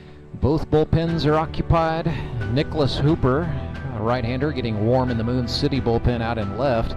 John Bortz back to work in the right field bullpen for the Locos like a caged animal. So the Locos perhaps might be thinking about a situational pitching change, but they're going to try to let the Todd father go out here in inning number 7 and get it done. He will face Lance Kennedy, Joe Emery, and Tyler Collison. So the Locos scored 1 in the bottom of the 6th to tie it up. Jacob Wright got hit by a pitch. Chandler Maples singled out into center field. Ground out from Simpson. BVG drew a walk, and it was during that Van Gorp at-bat that a wild pitch allowed Jacob Wright to go from third and slide across home plate. And that's why we are tied. We've played 6, 3 regulation innings to go. Lance Kennedy, the Virginian, steps in. Right-handed batter's box for City. Breaking ball from Tolbert, swung on and missed. So Lance Kennedy, originally, actually he's a Florida native, I believe, but spent some formidable years in Virginia. Went to William Byrd High School in Roanoke, where he graduated in 2007.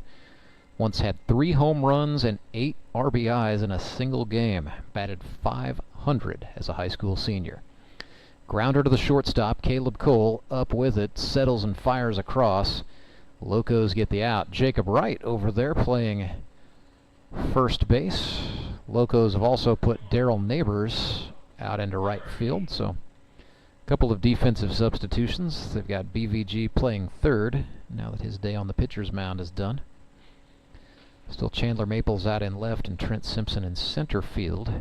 Trey Simpson is at second base Caleb Cole at short, and it's most certainly still Cole Haselhorst behind the dish at catcher. Joe Emery has grounded out twice to the shortstop today. Looked at a steerike there from the Todd father.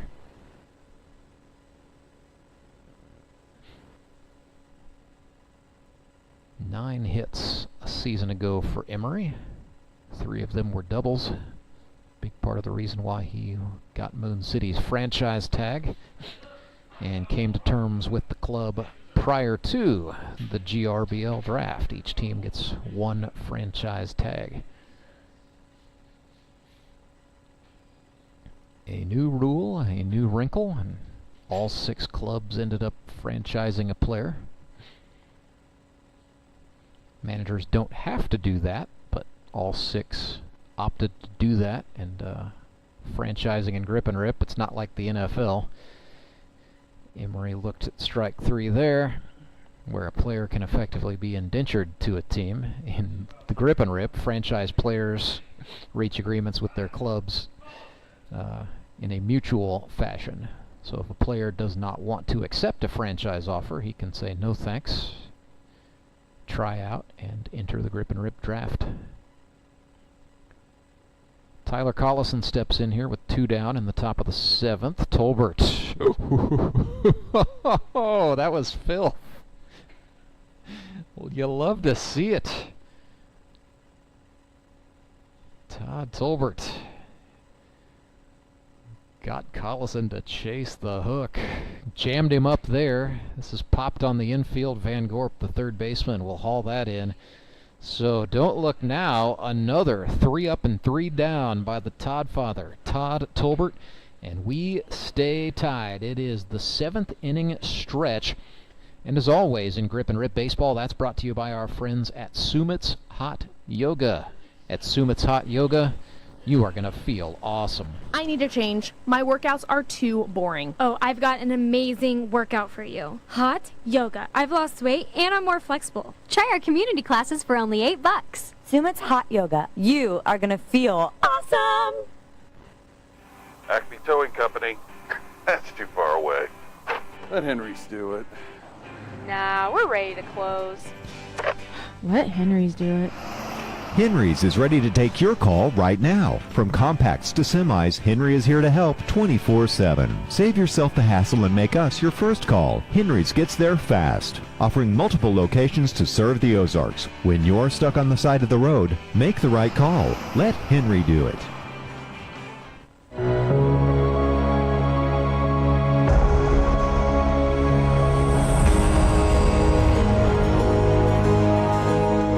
So Henry's towing pitching change for the Moon City Mavericks, their second. Nicholas Hooper started this game at right field, and the right-hander out of Lubbock Christian University by way of Jefferson County Community College on to pitch. Nicholas Hooper has had a very nice rookie year as a two-way player. Pitched 5 innings, allowing 2 earned runs on 4 hits a Sunday ago against the Springfield Metropolitans. So for 2023, Hooper 7 1/3. He has given up 4 earned runs on 6 hits, struck out 12, and walked 7. He's been both a starter and a closer for the Mavericks at one time or another this year, but finding it in much more of a closer's role here today, coming on in the 7th. Moon City also has Andy Galley lurking out there in left field, and I have a hunch he may be called upon to pitch before this one is over.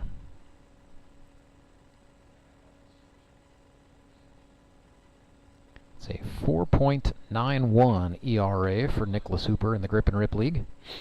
Had a 4.65 ERA in 2 years at Lubbock Christian University, where he pitched 40 2/3 innings across 31 games and was more or less exclusively a reliever at that level. 2-0 make it 3-0 for Caleb Cole, standing in the right-handed batter's box for the Locos. Here in the bottom of the 7th, we're tied 1-1. Winner of this game, Well, if it's the Locos, they will definitely win the GRBL North. If it is the Mavericks, they will at least give themselves a very good shot to win the division, depending on what happens a little bit later today. Caleb Cole draws the walk, and so pressingly for the Mavericks, the Republic Locos just put the go-ahead run on base, the speedy Caleb Cole. Here's Cole Haselhorst. 1 for 2 today with a single and a ground out to the third baseman, Brady Welsh.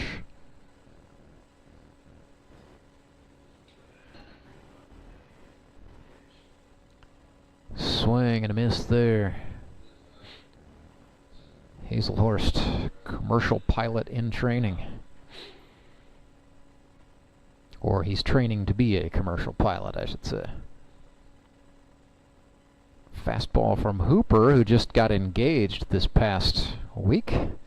Looked like he took a trip. I think it was at Top of the Rock, but certainly congratulations to him on a big lifetime moment there. Haselhorst fouls one back. Caleb Cole, the runner, got a good jump, but he's going to have to go back to first base.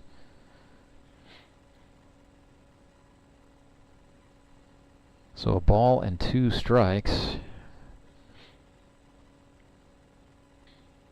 That had potential to be a pretty good hit and run, or just a clean steal for Cole.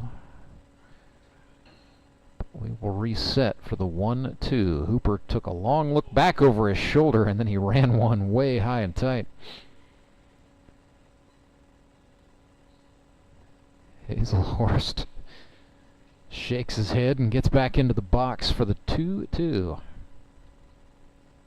4-step, 5-step for Cole. Now he takes off. He got another great jump, and McDaniel, the catcher, elects to just throw it back to Nicholas Hooper. That was a lost cause, a stolen base for Caleb Cole. And he is now in scoring position. The count to Haselhorst is full with nobody out. Swing and a miss. Well, make that 1 out as Hooper puts Haselhorst down on strikes. So here's Trey Simpson, 0 for 2 today. Republic's second baseman out of Waynesville, Missouri. 6 for 18, so hitting .333.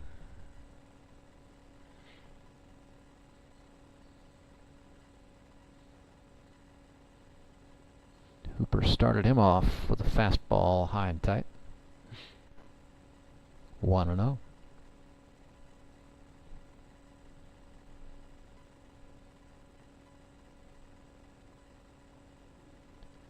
Same pitch, same result. Looks like the baseball perhaps exiting the pitcher Hooper's hand a tad early.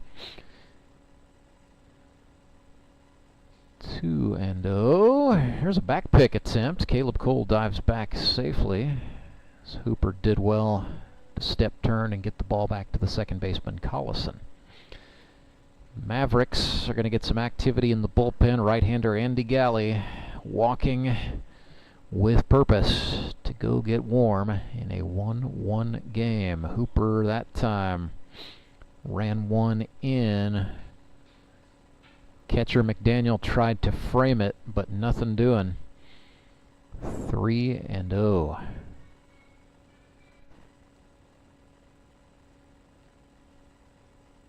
Get me over slider connects for strike 1. 3 balls and a strike. Trey Simpson crowds in. Hooper looks back at second at the runner Cole, and now time is called.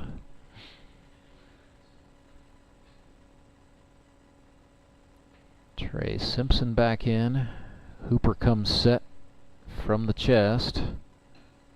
Takes one look back. Caleb Cole running for third. Simpson fouled it back, and so Caleb Cole tipped his hand a little bit perhaps as he took off for third. He thinks he's got Hooper's timing down. Aggressive base running from Caleb Cole in a tie ball game, but that's what you got to do. 3-2 payoff. Simpson chased one low, down on strikes he goes. That is back-to-back strikeouts for Nicholas Hooper. It'll bring up Drew Noble for the Locos. Noble, 31-year-old rookie. Now lives in Aurora, Missouri, sponsored by Often Petroleum. He's been a longtime supporter of Grip and Rip baseball for several seasons now. Oh no! Baseball got away from Tyler Collison on the throw back. Caleb Cole is going to go in jogging and advance to take third base. Hooper's throw back looked pretty good. Just looked like it hit off the top of the web of Collison's glove and then ricocheted into shallow right center field. That's going to bring the manager Daniel England out to talk with Nicholas Hooper. I don't believe this to be the hook here. What this is more likely to be, well, it does two things. It's going to give the righty out in the bullpen, Andy Galley, a little time to do some work. It also gives the Mavericks a chance to bring the infield in and just talk about exactly what they are going to do if the baseball is hit to any fielder. They don't have to think too much about trying to get Caleb Cole, the runner at third. They just need to get Drew Noble. They either need to do it at the plate or they need to do it over at first base and then go into the eighth with the tie ball game 1-1. So Galley continuing to warm out in the bullpen for Moon City. Hooper's first pitch to Noble is a fastball low, ball one. Business and the tension picking up here for certain in the seventh. Hooper's pitch to Noble swung on and chopped foul off the photographer's well on the near side of the Moon City dugout. Caleb Cole 90 feet away from giving the Locos their first lead. Swing and a chopper, another foul ball. Third base side. So Noble is connecting, but the timing still looks a bit off in his fight with Nicholas Hooper, the right-hander out of Willard, Missouri. He comes set from the chest, 1-2 pitch. No. Noble did not chase a slider outside, so the count's even. 2 balls, 2 strikes, 2 outs. Hooper sets up and fires. Fastball swung on and chopped. Foul. Well, Nick Hooper tried to gas him up, attacking down and in with the heat. Noble just got a piece to stay in the hunt. So we'll do another 2 ball, 2 strike pitch. Hooper from the chest. Kicks and fires, breaking ball over the plate. He got him looking. Nicholas Hooper walks Caleb Cole and then delivers 3 consecutive strikeouts. And we stay tied. Locos and Mavericks knotted up 1-1. Do not go anywhere. We're back right after this. Acme Towing Company. That's too far away. Let Henry's do it. Nah, we're ready to close. Let Henry's do it. Henry's is ready to take your call right now. From compacts to semis, Henry is here to help 24/7. Save yourself the hassle and make us your first call. Henry's gets there fast, offering multiple locations to serve the Ozarks. When you're stuck on the side of the road, make the right call. Let Henry do it. Support local, give local. We hear it all the time, and when it comes to blood donation, there's an easy way to make sure your gift is being used in your community. Donors with Community Blood Center of the Ozarks provide every drop of blood, platelets, and convalescent plasma to patients in over 40 area hospitals. How do I know why that's important? Because my youngest daughter, Joselina, is alive today thanks to local blood donors. Find out how you can help at cbco.org. Local donors, local patients. That's the Community Blood Center of the Ozarks difference.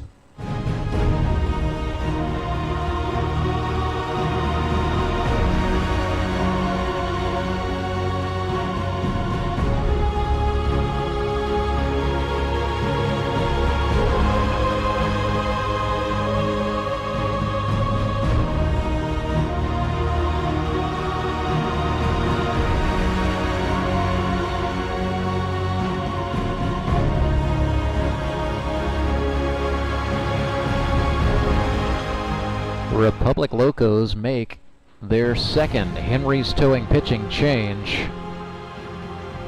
Ben Van Gorp pitched to Jim. He gave up 1 across 5. The Todd father, Todd Tolbert, was perfect today. 6 up and 6 down.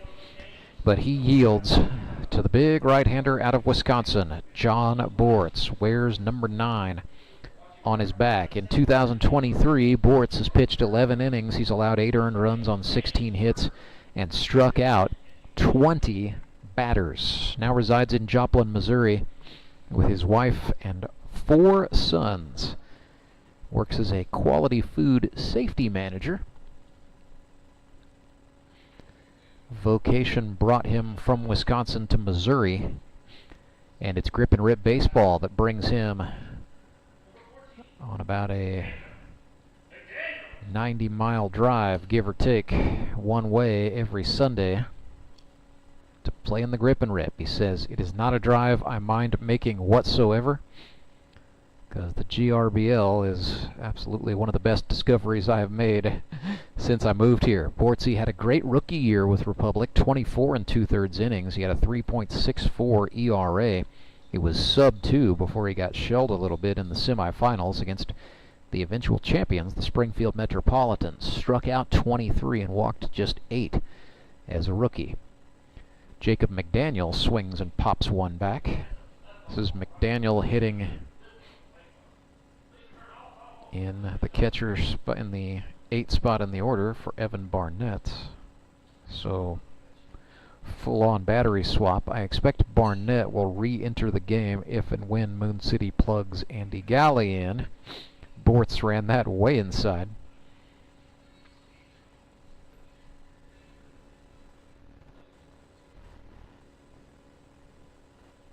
John has been a starter most of his career in grip and rip and has sort of been moved into a reliever's role with the emergence of rookie Ethan Stinger for Republic. Though Stinger not with the club today, out of town at a wedding, so they started Van Gorp, and Van Gorp delivered. Tolbert did his thing, and it sets up Bortz to come on here in the 8th. Jacob McDaniel 1 for 10 for Moon City here in 2023. Breaking ball breaks the bat. Bortz off the mound to get it. McDaniel just now out of the box. And Bortz flips over to Drew Noble, who has gone back out to play first base for the out. So still Haselhorst behind the plate for Republic. Left to right across the infield, it's Van Gorp at third, Cole at shortstop, Trey Simpson at second base, and Drew Noble is now at first. Maples, Trent Simpson, and Wright, the outfielders. Scott Wilson steps into the batter's box for Moon City, hitting in the 9 spot. It's his first plate appearance of the day. Scott's 3 for 8 for the season with a triple. He's also batted in 3 runs.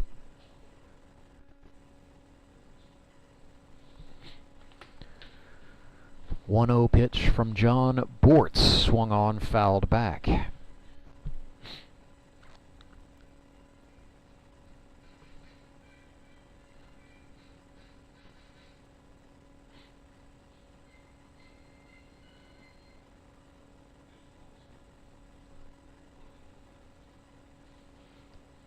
One game, 1-1 count. Wilson looked at a slider down for ball 2.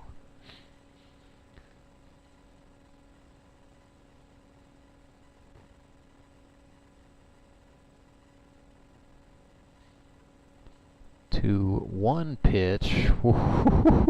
Ooh. Nasty slider. Over the plate for a strike. It's 2-2. Wilson just wanted no part of that.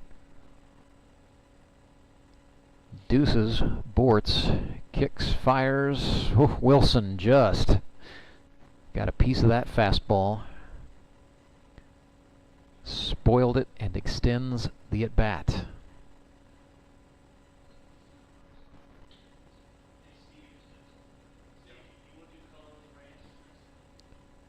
Sixth pitch of the sequence coming up here.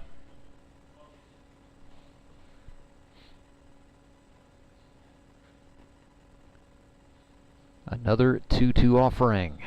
Bortz went to the change. No, just outside and off the plate.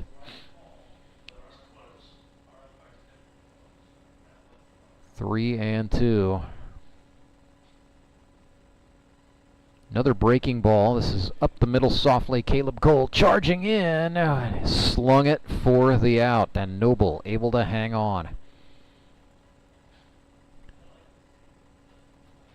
So Bo Campbell, the man behind the plate, with the umpire's chest protector on today. This has been a great ball game, and Bo Campbell has done a great job with it. His strike zone has been consistent all day long. Doesn't expand and contract as strike zones sometimes do. He's been consistent, and he's been communicating with all the pitchers as to where they're missing on the close ones. He's just having a nice, good, professional ball game. John Bortz threw Andy Galley a slider. Made the Locos fans erupt in giggles. Andy's not laughing right now, I promise you. Here comes a 1-0 from Bortz. And he gassed him up on the outside. We'll see if he goes back to that slider in. It's 1-1. That was the curve. This is sent softly to the shortstop. Cole up with it, clutches once, and then puts the throw right on the button for out number 3. So 3 up, 3 down for Johnny B, John Bortz, as the Locos say. That will play. 1-1 is the score. Republic will come to bat in the bottom of the 8th, right after this. I'm Nicole Cartmel with the Bank of Missouri. Whether you're looking to pay bills or make a big purchase, sometimes you need cash quickly to take that next step. A consumer loan might be a perfect option to help you live well, bank well. Sardi McClendon, one of our branch managers, is here to explain. Thank you, Nicole. We provide personal consumer loans for almost any purpose, from building your credit to financing that new car. We offer competitive rates, and decisions are made locally so we can get you the money that you need quickly. But what makes our consumer loans unique is that personal touch. For example, I recently worked with a customer to secure a loan for a horse trailer. He could have went elsewhere, but he chose to work with his bank because of that personal relationship that we've built with him. Being able to work with your personal banker that you know and trust makes a big difference. That's right, because we work with our customers to help them live well, bank well. Get started at bankofmissouri.com.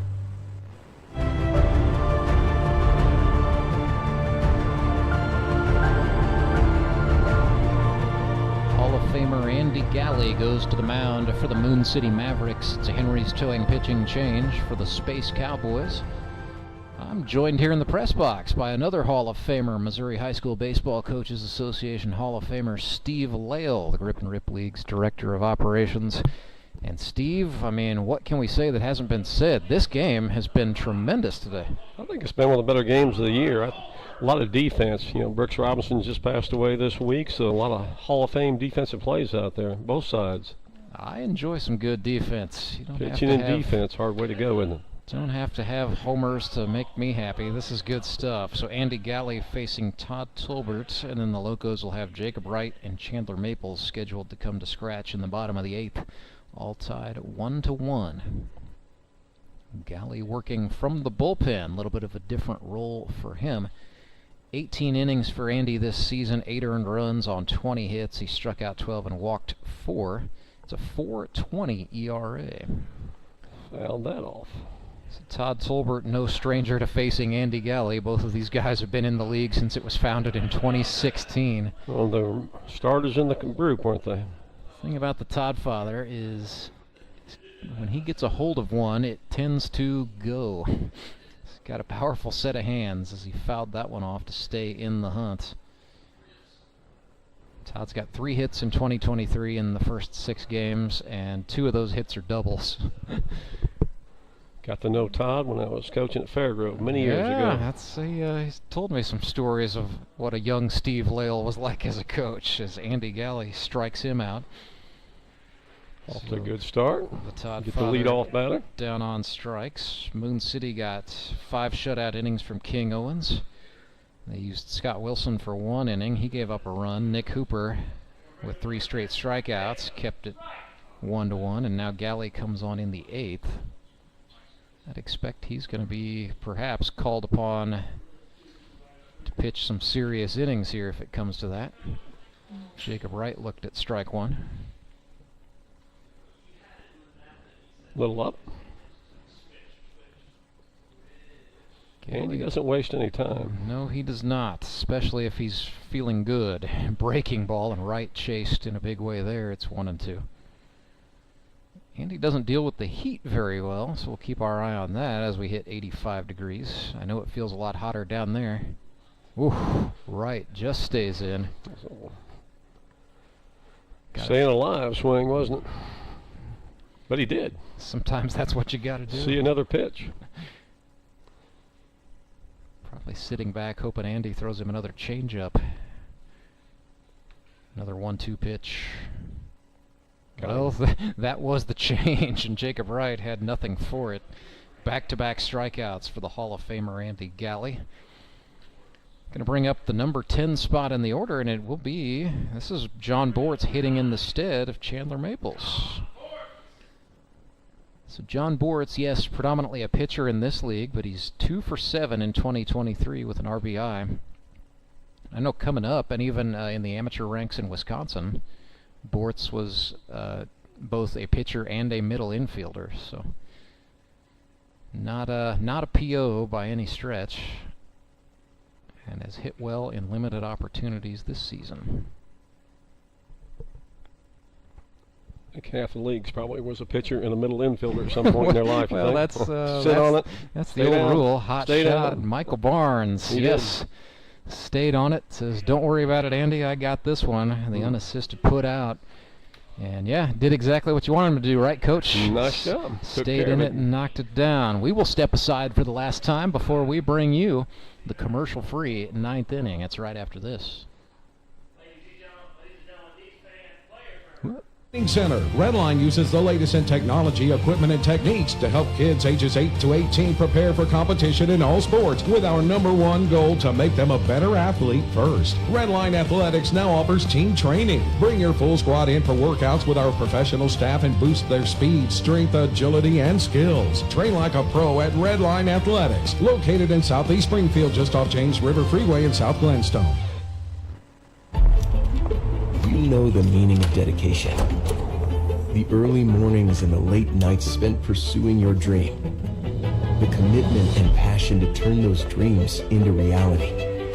That spirit of dedication is why Central Bank is always there, working behind the scenes, helping you navigate those twists and turns in your journey with solutions that are tailored to meet your business needs. Central Bank. We do business better.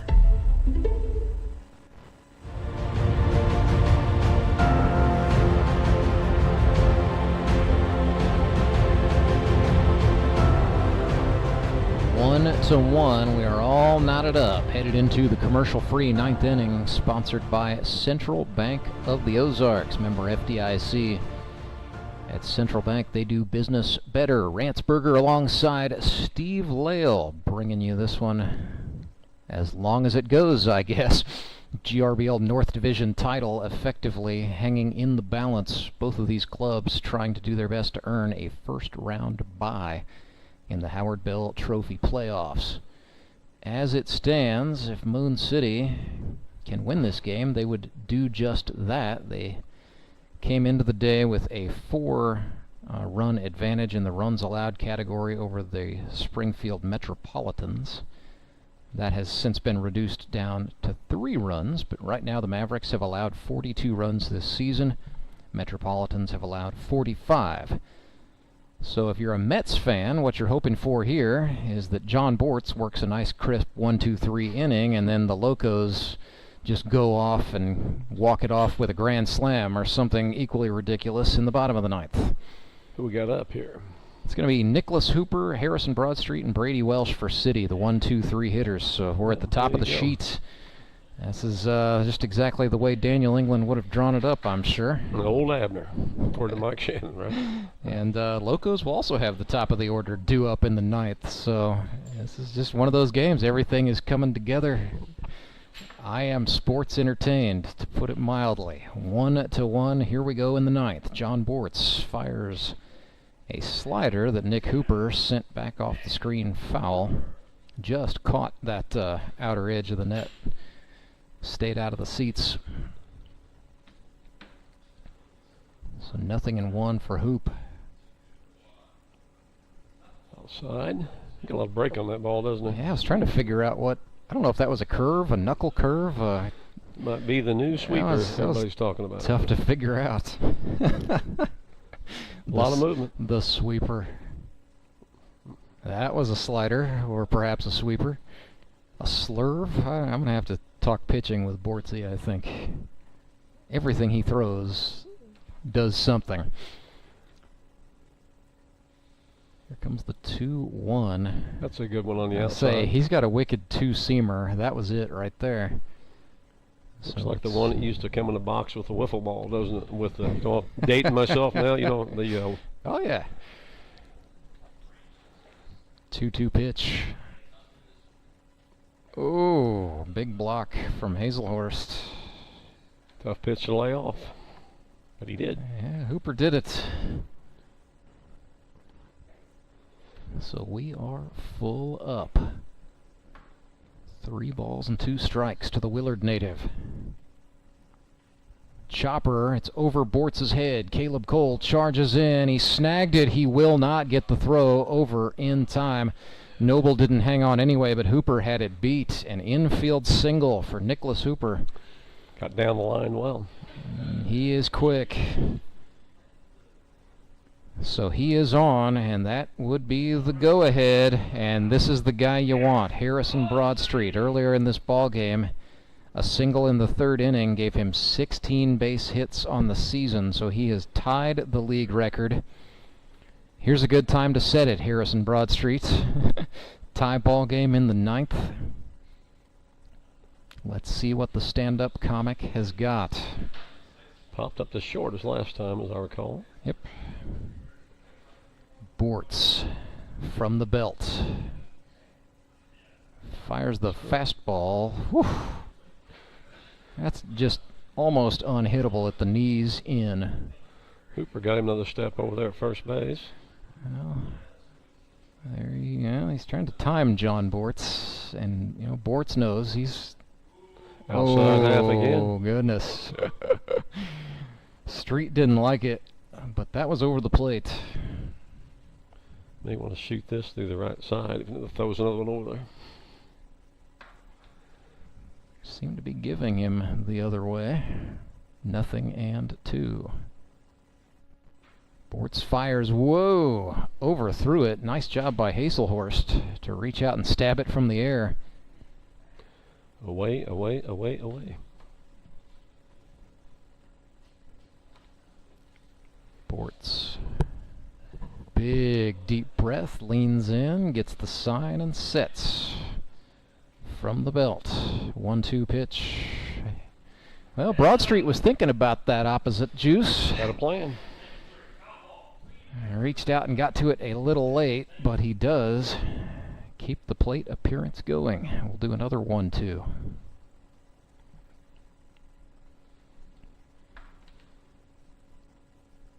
Hooper faked a takeoff last time. See what he does here. Bortz sets, ran that one in and hit him. Oh, goodness. And you know that was accidental. Just look at the dejection on John Bortz. Slammed the ground with both of his fists. Haselhorst very quickly and astutely out to settle him down. How about that? You got a 24-year-old catcher out to go calm a 42-year-old flamethrower. There you go. Settling things down, talk it over. Well, I've heard it said by both teammates and opponents, nobody really works harder behind the dish than Cole Haselhorst does. And it's even in the little stuff like that. Brady Welsh is in the box. Golden opportunity for Welsh and the Mavericks. Nobody out, 2 runners on, and a tie game. Looked at a pitch in.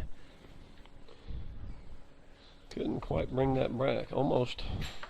Welsh 0 for 1 today. He's been hit by a pitch and has drawn a walk. So he's 7 for 18 in 2023. 1-0. Welsh showed bunt. I'm not sure if that hit his bat. I think it did. Okay. That was awkward. I mean, Welsh brought the bat way up, like at chin level. Good idea. Maybe He's not about the best he's pitch to about do that with. 6'3". I mean, that's no easy task. So we'll do a 1-1. Board sets, looks back at the runner at second. Hooper comes home with a slider. Welsh sends it up the middle. Trey Simpson got it to Cole for 1. Back to third. And yeah, he knew he didn't have the play at first. Not a bad idea to try to get Hooper napping, but Nick dove back, and so he's safe. It'll all go down as the good old 4-6 fielder's choice. Heads up by Caleb, looking for the backside when the double play opportunity was gone. So 1 down, runners on first and third. Mavericks 90 feet away from the lead, and Michael Barnes steps in. Mace's got something going on. We're going to put him on, it looks like. Okay, I mean, Michael Barnes, I will say this, he's been a good RBI man all season long. Came into the day with 4 ribbies in 6 games. Entered the day 10 for 21, but I don't know about walking Barnes to get Kennedy. Because Lance Kennedy is plenty dangerous in his own right.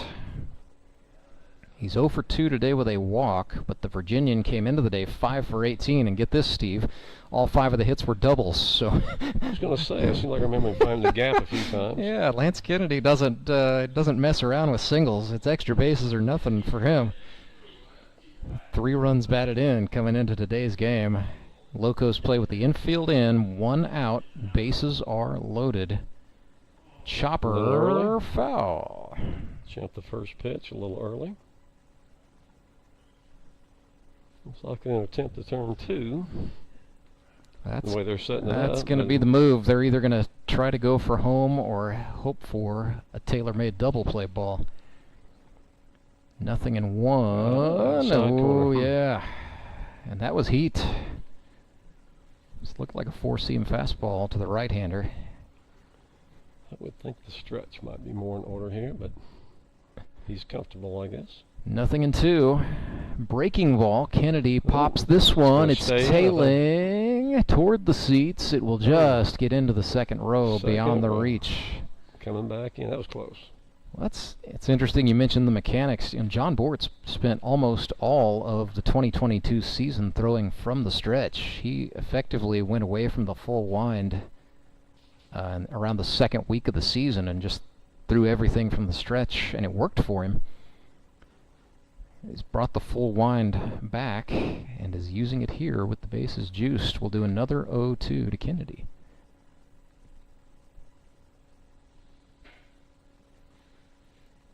Bortz rocks, kicks, deals. Oh, that's outside. It's a wild pitch. Favorable bounce. Play at the plate. Hooper is safe. He got there in time. Hooper reached out and stretched. John Bortz put the tag down. Daniel England got talked out of arguing there. Lance Kennedy says, hey, man, we're ahead 2-1. I want to leave that one up. Don't fight. Go back. Go back. It's a 2-1 on a wild pitch, and now that's the manager who should be talking. Chris Mesa from Republic out to get an explanation from the plate umpire, Bo Campbell. And he's going to do everything short of drawing him a picture here, I think. Mesa's going to argue it was a force out, so Hooper slid like he was avoiding the tag, but it didn't. I mean, the objective was to win the race, period, point blank. Yep. And the men in charge say he did it. So it's 2-1 Mavericks in the ninth. Bases loaded, a wild pitch. Perhaps is going to be the difference between winning and losing today, but we've still got some baseball left. Still 1 out. Second and third now for City. First base is unoccupied. Lance Kennedy just attacked an inside 2-strike pitch and fouled it off. Another 1-2 for Lance. It's been a fine rookie year for him. after about, give or take 12 years away from baseball. Inside, a little low. It broke back. I weren't down, but close. Deuces here. We're definitely in that quality at-bat category for Kennedy. The 2-2. I think he got a piece. He did, off either the hand or the face. It's Cole Haselhorst. Touches his mouth. That hit the face mask. Says we get a little time to regroup. Says he's fine as Kennedy checks. Umpire visiting with John Bortz. They do the old, this baseball, no, that baseball. That's all just to give Haselhorst some time. Just veteran moves on the part of all parties involved in that sequence. Cole Haselhorst is tough, so he's going to stay in this thing. 6th pitch of the plate appearance for Lance Kennedy. Here comes a 2-2. Fouled it off again. He fouls it off, and the fight continues. Nice at bat. He has absolutely gone the distance with Bortz.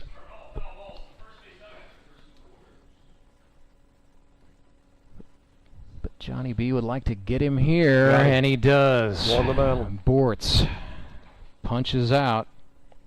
Still has to get out of this top of the 9th. 2 gone. And it's going to bring up Joe Emery. Joey franchise 0 for 3 today. Would like to definitely buy some insurance for Moon City. Definitely. Ooh, laid off. Big layoff. Don't think he went. He did not. 1-0.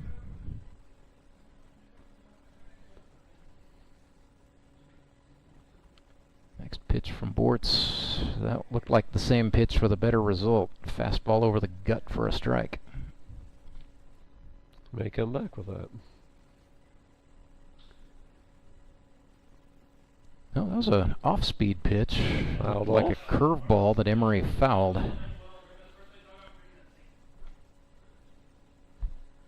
So it is now 1-2 with 2 down. 2 men on. Both runners are in scoring position for Moon City, leading by a run. Whoa, son, it's another wild pitch. Back to the screen it goes. Haselhorst will just hang on. No play at the plate. Welsh comes across, and it is now 3-1 for the Mavericks. Michael Barnes, the tail runner, also advanced to third base, as he should have. It was full send for Daniel England's Moon City Mavericks. And they do get some insurance. They Big lead run there. 3-1. That's huge. That could be the dagger. 2-2 pitch. Ran Emery upstairs. John Bortz, back-to-back strikeouts, but the dejection tells the story. Moon City puts 2 runs on the board and leads this ball game 3-1. Here we go. And yeah, commercial-free 9th inning presented by Central Bank of the Ozarks. Strong roots, endless possibilities. Daniel England just gave Andy Galley a big old slap on the right throwing shoulder. So he just said, hey, this is why I drafted you right here. Go get it, big man. So big opportunity for Andy. And if he can get 3 outs unscathed, Moon City will win this game, improve to 4-3. They will have gotten 2 of their victories over the Republic Locos, which means the Mavericks would hold head-to-head criteria, even though the Locos would also be 4-3. And the Springfield Metropolitans are 3-3, headed into their non-divisional game today with Ozark. You get that spreadsheet out. Yep, I'm on it, man. I have trouble with it. Locos and the Mets are 1-1 against each other, so that wouldn't come down to head-to-head. However, coming into today, or I can actually update it in real time right now, Locos have allowed 26 runs. The Mets have allowed 45. So it would effectively be Republic, barring something looking that way along the lines of baseball history. Republic would get second place in the GRBL North, and then it would be a question of how does Republic fare compared to the Mountain Ducks or the Branson Showmen on the other side. For all intent and purposes, Steve, both The Ducks and the Showmen in the South are 2 and 4, so that's going to give Republic, I believe, the number 3 overall seed in the playoffs, so they would play whoever is the 6th seed next week. Andy's already on the mound and cranking. There's the ground ball to first. Michael Barnes with it. He is just going to stand in the base path and tag out Trent Simpson for out number 1 this inning. Got the lead off. So 1 down. It'll be Ben Van Gorp, and that is a pinch hitter in the on-deck circle. Locos have Daryl Neighbors in the stead of John Arzt. But more pressingly, Ben Van Gorp just swung and missed at an off-speed pitch for a strike. Galley went to a changeup. That's up the middle. Oh, it's off the bag. Oh, goodness. Van Gorp getting just every favorable bounce in the pinball machine he possibly could. Singles and reaches safely. That was, off the mound. Galley stuck his bare hand down at it. Got through Andy, got to second base. Tyler Collison was going to try to prevent it from going into the outfield. Then the ball hit the bag and ended up going out there anyway. Found a way. I don't think they're going to get him either way with Ben runs well, so he's going to be deep there, but it was definitely moving around, wasn't it? Collison wasn't going to have a chance at a play realistically. I mean, I applaud the effort, but then pretty unfavorable carom for him anyway. So here's Daryl Neighbors pinch hitting. Never easy, is it? So it is Neighbors up with Caleb Cole in the on-deck circle for the Locos. Daryl 2 for 11 as a rookie, 34 years old. He is an Arkansas native, now resides in Springfield, Missouri. Got the outside corner for strike 1. Closed stance for Daryl Neighbors. Swing and a grounder right side. Barnes with it. They're going to try to get the lead runner, Van Gorp. They do. Throw back. Not in time to get Neighbors. He is going to turn for second. Barnes up with it, but nobody on the bag. And now confusion on the part of the Mavericks.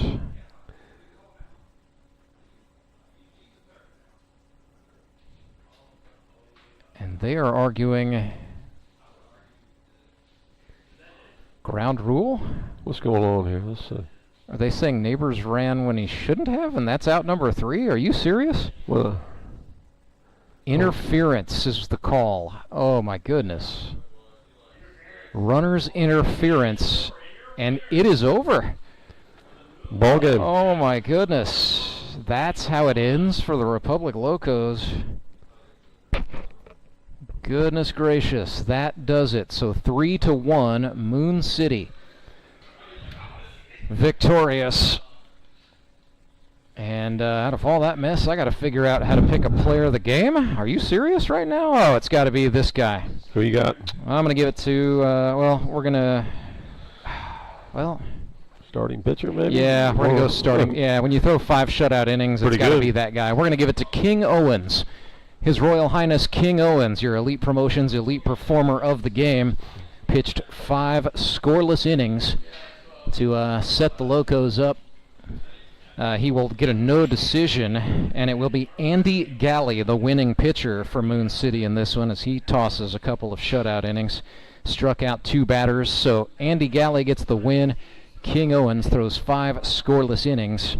And have to mention as well, Harrison Broadstreet was 2 for 3 today. Finishes the regular season with 16 hits, but in the GRBL we actually count playoff stats just the same, so he will have a chance to go for the league's single season record. It will likely be in the semifinals because, let's just go ahead and update the old sheet in real time here, Steve Lale. Watch me. So Mavericks go to 4-3. Locos drop to 4-3. Mavericks maintain head-to-head criteria over Republic, and so Moon City jumps into first in the GRBL North Division. 42 runs allowed to 52 runs scored. Locos have allowed now 26, and they have scored 31. So turning our attention to the good old standings here. Springfield Metropolitans are waiting in the wings. They're at 3-3. So they've, again, split with the Locos. in the regular season. So even if the Metropolitans are able to improve to 4-3, effectively setting off a three-way logjam with all teams 4-3, then it would all come down to runs allowed, which the Mets have allowed 45. So Mets can go out, play for some pride, and grab a little bit of momentum, certainly. But for all intent and purposes, they are going to be headed to the eliminators, and we can say with about 90-something% confidence that the Moon City Mavericks are going to be your GRBL North Division champions in 2023. There you have it. When all of this shakes out, and they are going to get a bye in the first round of the playoffs. Nixa Suckers clinched their bye a week ago. They've already won the South. They're coming up later tonight on baseball night in the Ozarks. So we will step aside for a moment, try to talk things over with some victorious members of the Moon City Mavericks on the other side of a little bit of a break. That's coming up in just a moment. 3-1, your final score. Moon City defeats the Republic Locos.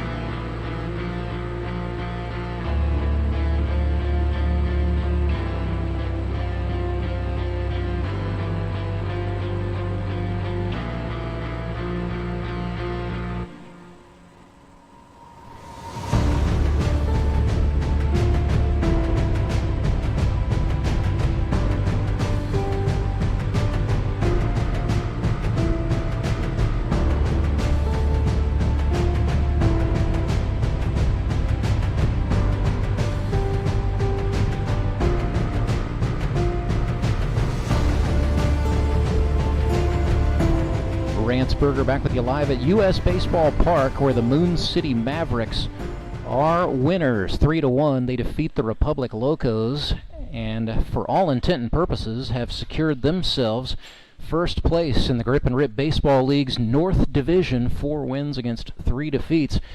And barring something exceptionally catastrophic in this 3 o'clock game, they are going to hold on and hold off the Springfield Metropolitans, so the Mavericks will win the North, likely end up with the number 2 seed in the playoffs, and will have a first-round bye. Pleased to be joined by a couple of the pitchers who made that happen today, His Royal Highness King Owens and the Hall of Famer Andy Galley.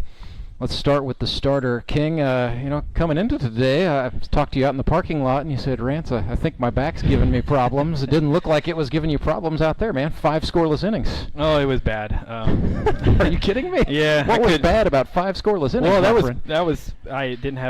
that's what I was focused on, was the pain, and wasn't focused on actually throwing strikes.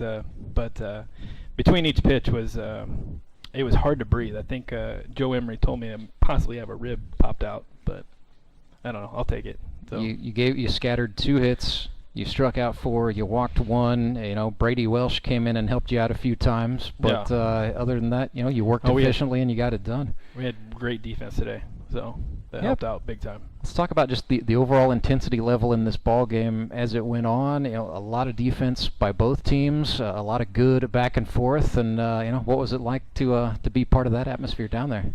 It was pretty intense there for a little bit, because we usually scatter 10 hits around. We couldn't get anything going today. Everything we hit went right to Caleb Cole, so that was